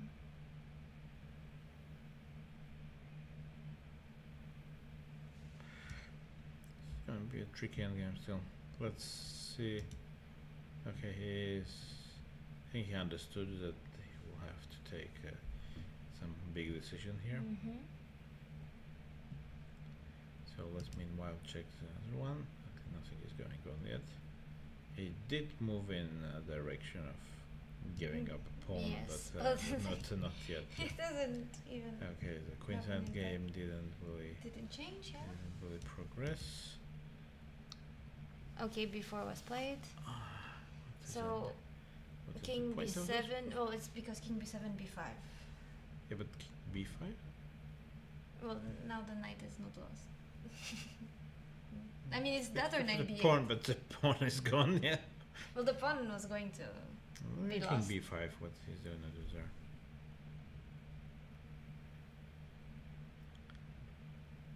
Knight c7, king b4. b4. Yeah, it looks. Like knight e6 or what? No, but that can be king c3. Even. Yeah. No, I mean, I think that white Black is play, losing yeah. and Yeah, white I is think- trying something. Yeah, well, I'm not sure it should be completely lost, but it's on the But verge the of pawn it. on Yeah. e4 is so nice. Queen f6. Okay, now white. Yeah, bishop e5 is not an option anymore in here. So he will have to do something else. Okay, well, it feels like black made some progress. Maybe queen.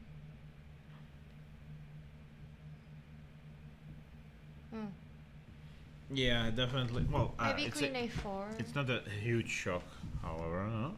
And, if your last two moves were queen e5, queen no, d4, queen yes. a4 does not work. Queen a4. Okay, so queen c5 then. Why no, queen it still a4? does Why not, why no. queen a4 is not good? Well, King a6 or something like this? Just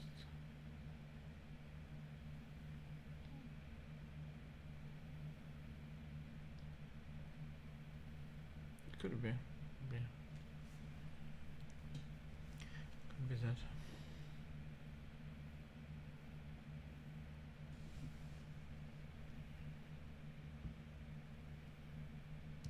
Okay, so let's take a quick look what is going on. King goes to a5, bishop d2, white is waiting.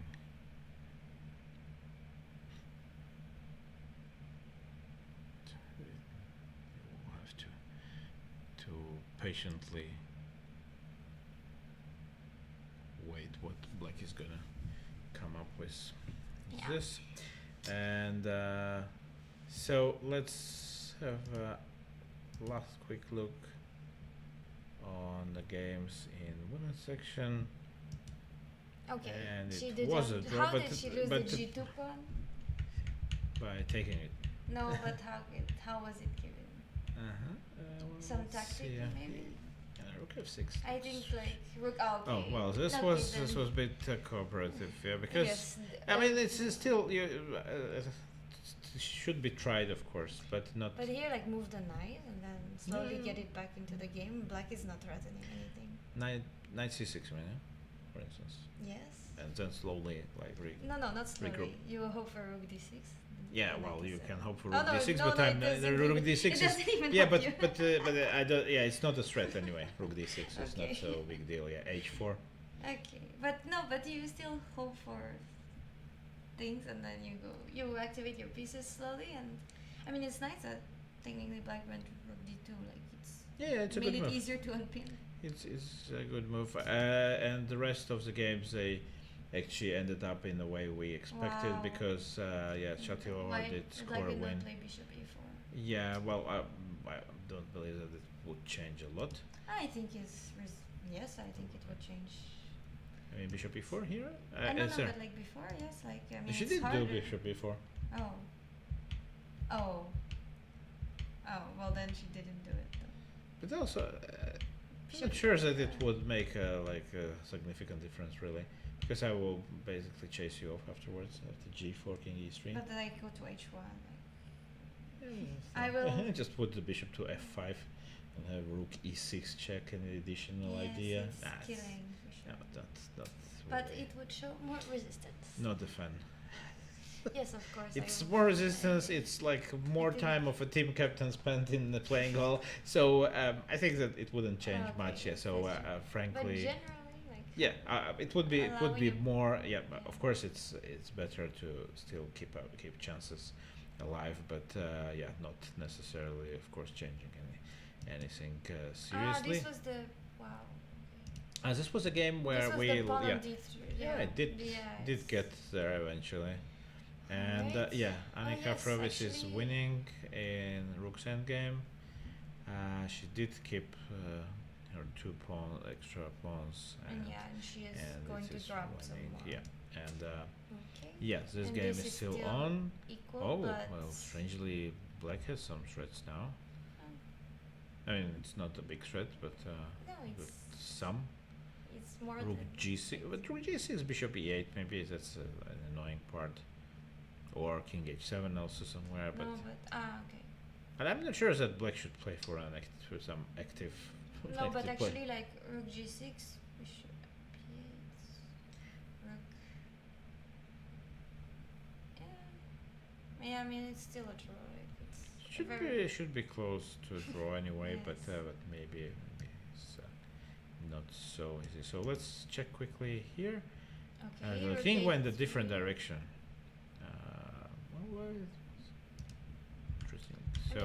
rook d4 is forced, like, you know, and then King e7 here. Okay, so she went for this plan. probably she couldn't find any progress on the queen side. But just a5 actually would have been good. There is a progress. problem for white now that king e2 is met by rook d3. So yeah. And rook d4 is not much better because of king e5. It's a pretty bad pawn endgame. Okay, yes, it's a horrible. So king e2, rook d3, and she's losing another pawn on d5, and then things will become more critical, I guess. For Okay, white. so maybe rook e6. Now b6. Yeah. But there is no difference anyway. No, king f7. Yeah. So Yeah. I don't can see. hope for king f5, but Oh, I would nah, try. yeah, it doesn't. I would try at least. That's okay. Of course. I would try and hope Oh, that my opponent how wants to did activate this me. happen here? So b5 c5 happens. That I think that looks decent. Yeah. f5. Why f5? Because king e5 is mate. I think that's the only reason. Explained. I think accepted, that's the only reason. It didn't. But really- actually, like c5 is very no, I resistant. don't think that it was a serious reason to go f5. But No, I don't think it's good either. But with c5, it's now I think it's yeah, but it very equal. turned to a very interesting things afterwards. This is not. And rook b3 now. Just. Yeah, rook b3 seems forced. I mean, is white even better? Well, I mean, the h pawn is annoying. Yeah, but it's not going that far. No. After I go rook b3. I think this is already close to a draw. I think. And I mean, black is not even worse. But So there's a game which I'm curious about. Oh, so she went for your line, more or less. but better, the improved version. With Queen f6, f6. yeah. Yes, that's good that she did. Patient, rook c1, Yeah. queen f6. Okay, But now okay, black has the to come whole up with. point of queen e7 was to get rook f8, so. Ah, it's not gonna happen. Yeah, so quickly exactly. now. Yeah, that's a different approach. Because queen f6 is kind of an empty threat.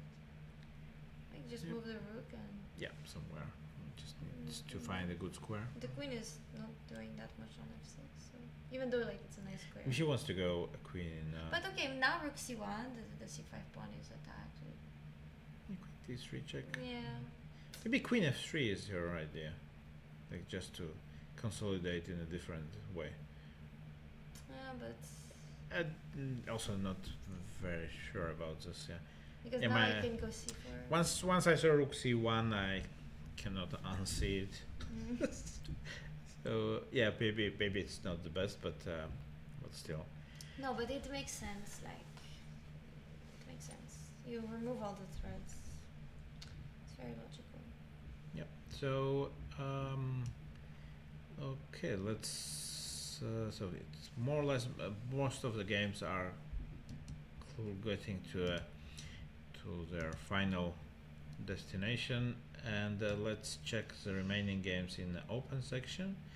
And I'm curious if we did some Bishop is progress. on Okay, h7, the okay. bishop is brought to h7. It's probably some empty threat of knight takes e4. Nearly empty. White has to. I mean, well. white has to calculate every time, but There's not so much. the knight on g1 is holding the fort. Yeah. so. Yeah, very Okay. strong. And here they did change the Okay. rooks, I mean, which is another step closer to a draw. but maybe it's easier to play for white without the rooks. Well, play is maybe an overstatement. Huh? But I Make mean, moves. I would prefer because it's not like white has any plan or something directly. Maybe b4 now. But like I feel like we can. Okay. You can put b4, b5 just to have this a5 threat somewhere in the air. Yeah, like before actually. No? Just why not to do this? I mean, definitely putting the pawn from b3 to b5 It's is an gonna be improvement. is And gonna also be a it help. liberates the bishop a bit. Mm-hmm. Not that the bishop can go anywhere. Yeah, no, it doesn't need to go. It dominates the Yeah. knight. It's No, in a way, certainly- actually, in a way, it actually, there's two pieces. They, of course, knight on d4 looks much more nicer It's and a nice spectacular. outpost. On the other hand, the bishop on d1, I would say that is, in a way, is really controlling all the squares around. Yes. And actually, the knight on d4 is beautiful, but it doesn't go anywhere. At the moment, it doesn't even have a valid move. Or, okay, valid move, the move which will not be Yes, of course. losing material. So, it's kind of nice, but Yeah. little bit questionable if black can do anything special with his knight. But f4, okay, this is different. The idea is, okay, queen e5 obviously is one of the threats. I wasn't sure about f4 so much. yeah, probably like the same idea, but before b5 and then f4 would be much nicer because then the endgame looks. Yeah, no, Very before, yeah, promising. but he took his time, so I surely saw b4 and decided for against it. And okay, That's- are there some? that's- No, That's just there are no. over. Yeah, this is just done. Yeah, because queen f8 is an additional, bishop f8 is an additional threat, and yeah, black has one Yeah. check from d2, and that's gonna be it. Okay. So yeah, as things stand, there are two more games going on in this match, where Slovakia is gonna be fighting Yes. to equalize the match. So meanwhile, I think we can go for a break, and we see if the games will still be going on, and then we probably make a quick recap in a short while, and so don't go too far because we may be back quite quickly.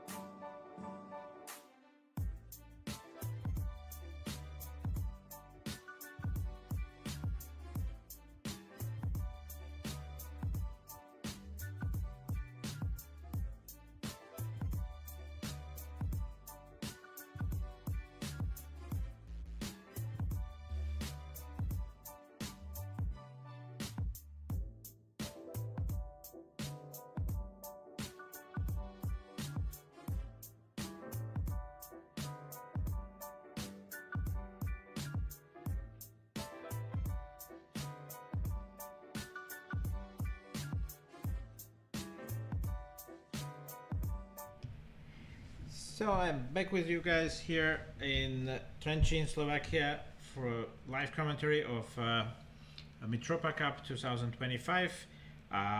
We will have our final entry for today because many games are already finished and some of them they are very close to an end.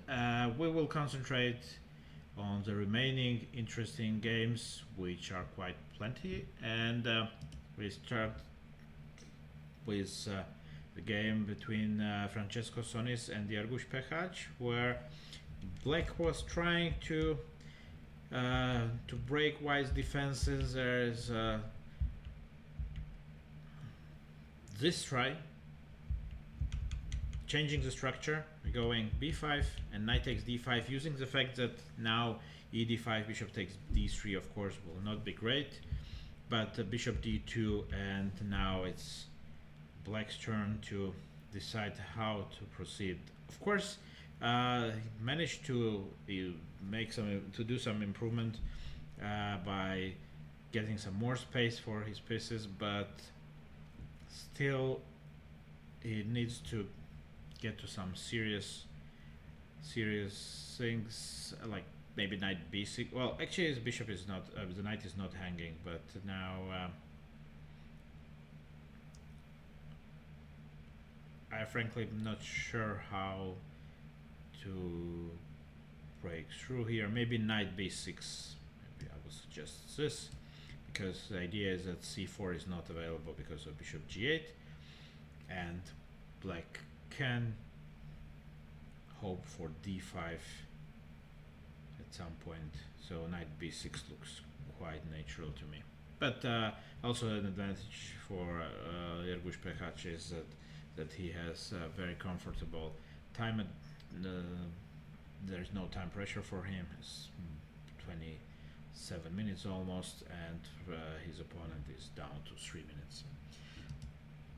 Let's see how the game progresses in Moroni and Gebauer, where White did actually boss. We did suggest f4, b4 first, and he decided to go for f4 for starters, and now queen a7.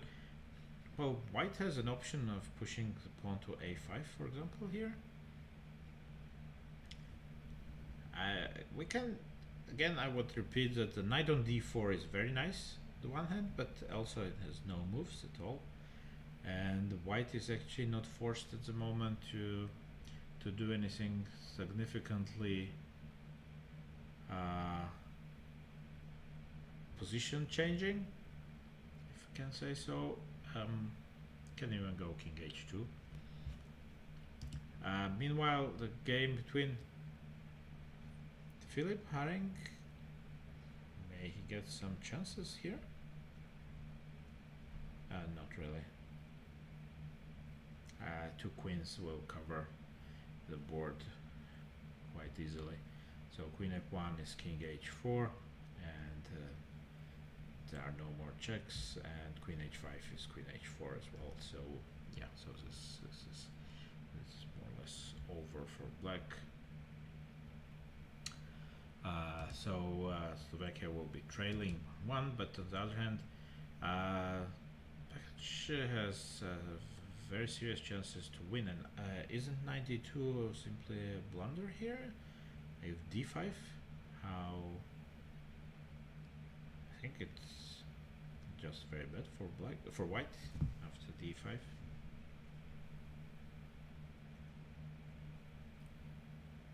Yeah, it seems like Black should be winning after d5 and equal the score in the match.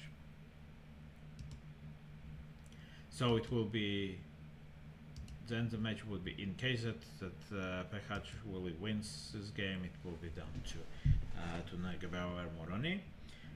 Meanwhile, let's take a look what happened in other matches.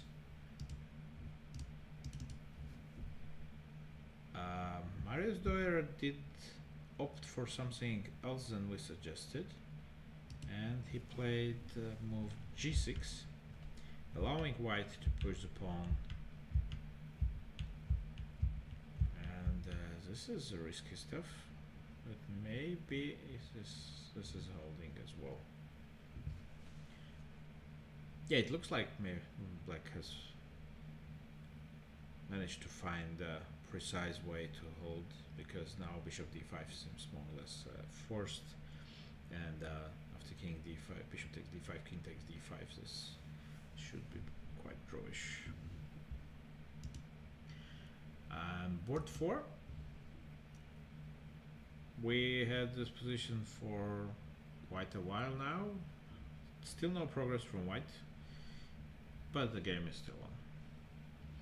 Lucas Dotzer finally converted his advantage in the queen's endgame, so it's a big victory for Austria, with a score of 3.5 against half against Slovenian team. France, Slovakia too. We can see that White's risky play in the game of Niels Williams against Patrick Stevik didn't pay off, and yeah, well, the end game was pretty bad. Let's just review it to a moment when all this happened. Yeah, well, we can see that queen takes b6 was not a losing mistake, but was inaccurate, or it was not probably the best choice. And queen takes f2 is a losing mistake here, according to an engine, that white could have holded on if he would take on a6 and kept the queens on the board. And so knight's endgame is already close to hopeless, and black just managed to convert this advantage. And so Slovakia too got some chances to survive in this match. It's up to Richard Turchan and his technical skills against Tristan Brel. Now he has already 2 pawns up. How did he manage to get this? Yeah, black did play queen f6, queen d2, king a6. Oh, and now some forced things happened, and white did get the second pawn and should be winning actually.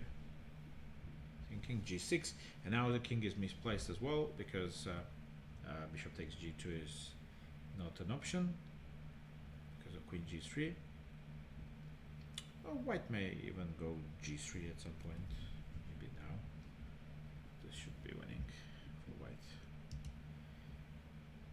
Oh, so in the game of Sonis Pekac after d5, white's idea was to sacrifice knight on f4, but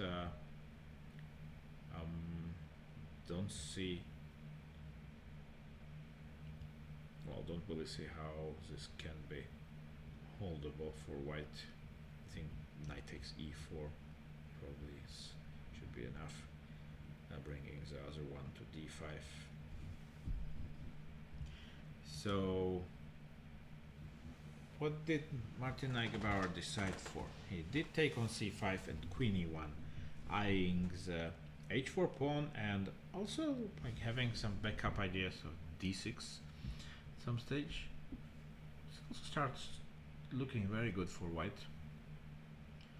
So it may be a big turnaround in this match, where Slovakia is at the moment looks preferable to me. That maybe the game lost by Philipp Haring may not be a big problem for them. Queen b8. Oh, this is suspicious.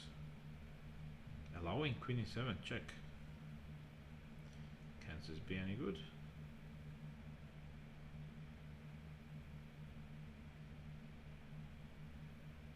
No. Wait and see. Let's take a quick look to women's section, where many games finished already. One of the games we had, it was a game of Elizabeth Happala against Anja Weber, and we can see that the game did and in white's favor because black simply blundered the rook. Oh, that's a tragic mistake, of course, in a position which most likely should be holdable. And actually that means that Slovenia managed to survive in this match, and it's 2-2. Let's check on the game of Lucia Rybačková of Czech Republic against Zuzana Terbe. Yeah, this looks like black is gonna convert this advantage and win this rook's endgame. Another rook's endgame, quite interesting one, did end up in a draw where Dorina Demeter may not be very happy with the outcome, but Lada Zelbova, Czech Republic, did defend very well. And what is going on board 4? Wow, some unexpected turnaround. It seems that now suddenly it's black who is winning here, because bishop on d4 is very dangerous, and it's not very clear how to defend for white. It seems that rook on b2 is going to be lost, and then actually white's chances will not be very high to survive in this game. Meanwhile, the other matches actually already finished, so these are the last 2 running games, if I'm not mistaken. Yeah, last 2, and they are not going to be running for long. We can go back to the open section where Marius Döhr did survive in this little bit unpleasant position, but he found his way to draw his game against Sebastian Bogner. So till this moment there are 3 draws in Switzerland Germany match, and the last game going on still is Emil Frederick Schuricht against Theo Steve, where white is still trying to somehow improve his position, and well, it seems that he finally managed to find a way how to push the pawn, because black did maybe was not careful and allowed this bishop c5 idea, where bishop, if rook b5 now, then bishop f8 check and a6. I have a feeling that once the pawn gets to a7, that black's chances to survive will be extremely low. Also, he's down to his last minute of his time, so many problems incoming. Let's check to Slovakia. Oh, white decided he's piece down, but somehow the idea is to restrict black pieces, especially the knight from b6. I don't believe that this is possible to survive somehow. Black should be winning. Maybe bishop f5 simply to bring the bishop closer to, and having some knight d6 ideas, or maybe knight d7, knight f6 also looks quite good to me. Well, white is trying to hold on here, but I don't think it will be possible. Meanwhile, Martin Nagebauer did push his pawn to a6. Black did collect the pawn on f4 and had to go back with the queen to c7. Now white has to find the correct way. There are still many tricks connected with white's king's position, and the knight from d4 may be waiting for his chance to get into the game. Can d6 be winning actually at the moment? It's very tempting, and it's on the board because queen takes d6 a7, and it does seem that white pawn is gonna be queening, no? Am I missing something? Maybe queen d8. Yeah, still okay. Queen d8 is not allowing the instant win for white. But what about bishop a4?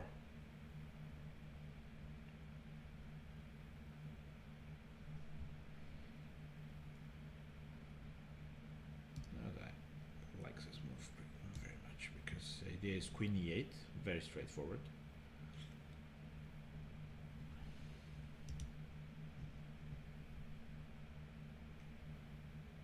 White has 30 seconds to find this idea. And bishop a4 is there.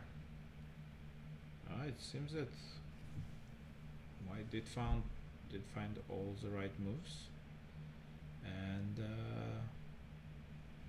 yeah, well, it's a difficult situation for black now. Are there any tricks here? I can't see any. A queen a8 looks almost like a best option for black. Queen e7 check, and queen takes c5. Shouldn't be.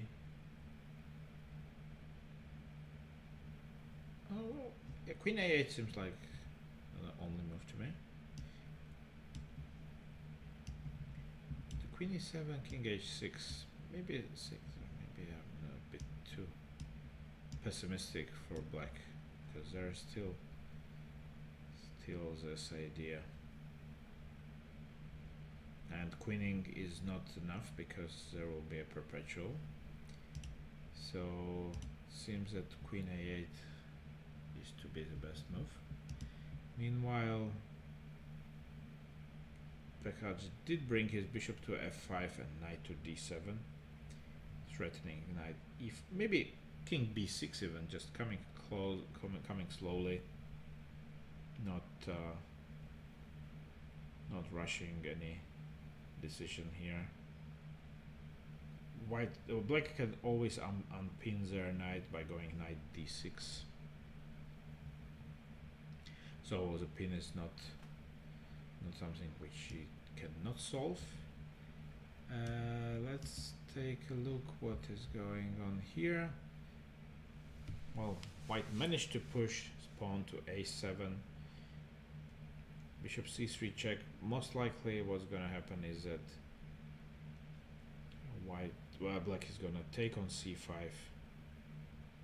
and allow white to queen, but will be an exchange up, but seems to be winning. Actually, this endgame should be winning for white. Was rook against bishop. So let's take a quick look back on Brel, Turkcan against Brel. Nothing much happened here. White is still should be winning. Trying for mating ideas. Interesting. I would go queen f2 actually. Pekaj brought his knight to f8. And let's see. Let's stay here for a while if Luca Moroni will find the way how to survive in this position.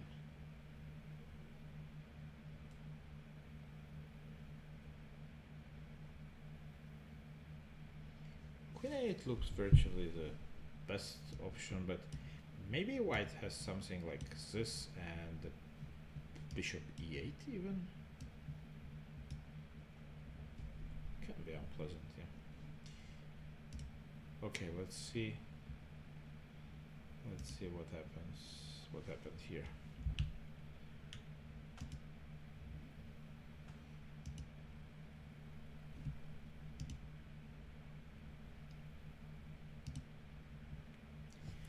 queen a8, queen e7 check, king h6 on the board.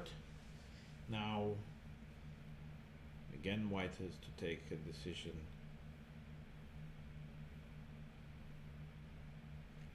The question is, what's black's next move? I mean, the queen on a8 is far from impressive, but once it appears on e4, it becomes much more interesting for them. Bishop e8. I like bishop e8 because it's creating a threat of queen f7. I'm not sure how black can oppose this threat. I will definitely vote for bishop e8.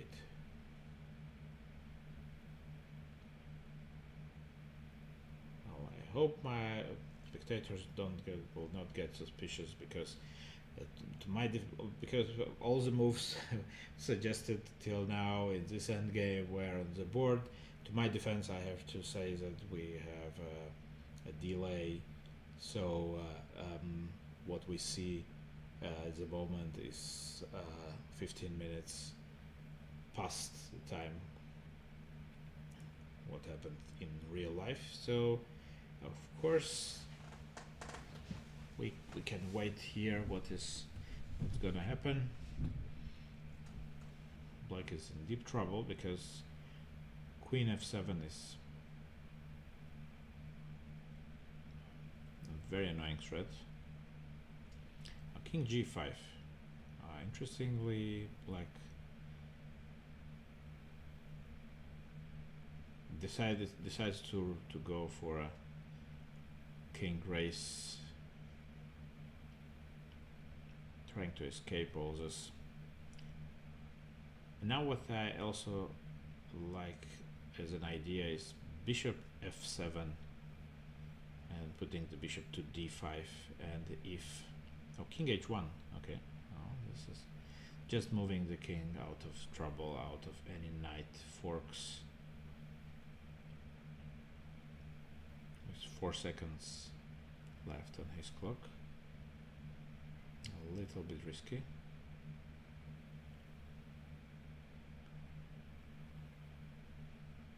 But seems that white is still in control. Let's check quickly what did Pekaj do, and it seems that here the game is close to its end, while taking on h3, g2 will just result in a hopeless endgame for white. Is it so completely lost? It should be. I don't believe this can be survivable. Bishop takes g2. Let's get back to Moroni. Queen c8.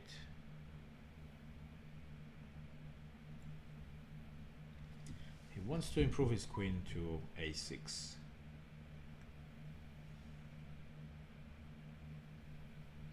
Queen e3.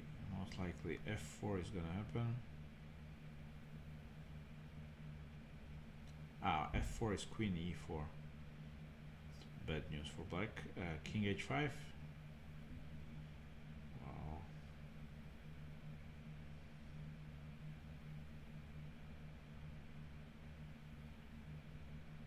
F4 and queen e4 double attack. I think this is winning for white instantly.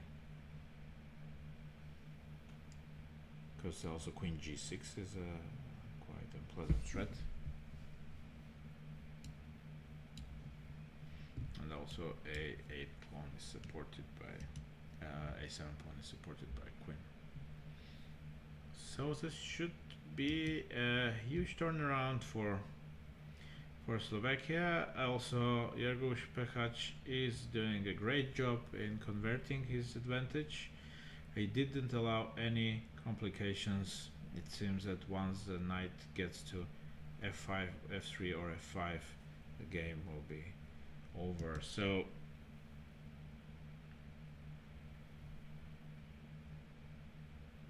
despite the fact that Filip Haring lost his game on board 3, it seems that Slovakia is prevailing and is going to win this match.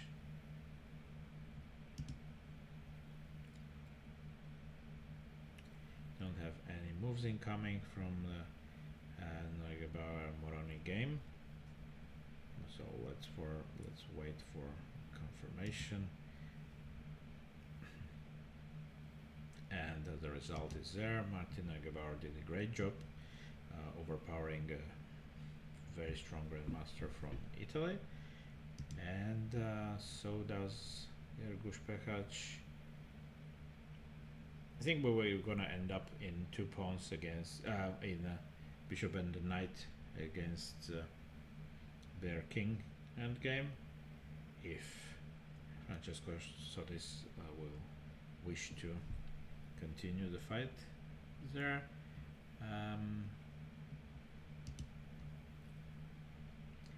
Richard Turchan is, I think, on the way to win his game against Tristan Brel, which would result in a draw in the match of Slovakia 2 against France.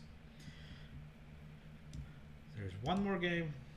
I think this is a theoretical end game which is winning for white. Let's see if be able to convert. Let's make a last quick recap in women's section, where the last 2 games were in Czech Republic, Hungary match, and board 4 did end tragically for white pieces here. She was doing very well for most part of the game, but mistakes in final stage did cost her a whole point. There is another endgame which is theoretical and which is also winning for black, and Hungary is gonna prevail in this match against Czech Republic with 3-1. So this would be all from us for today. Thank you for watching, and we see us tomorrow. If everything will go smoothly at 3:30. Stay tuned and enjoy the show tomorrow as well. Thank you very much, and have a good evening. Goodbye, everyone.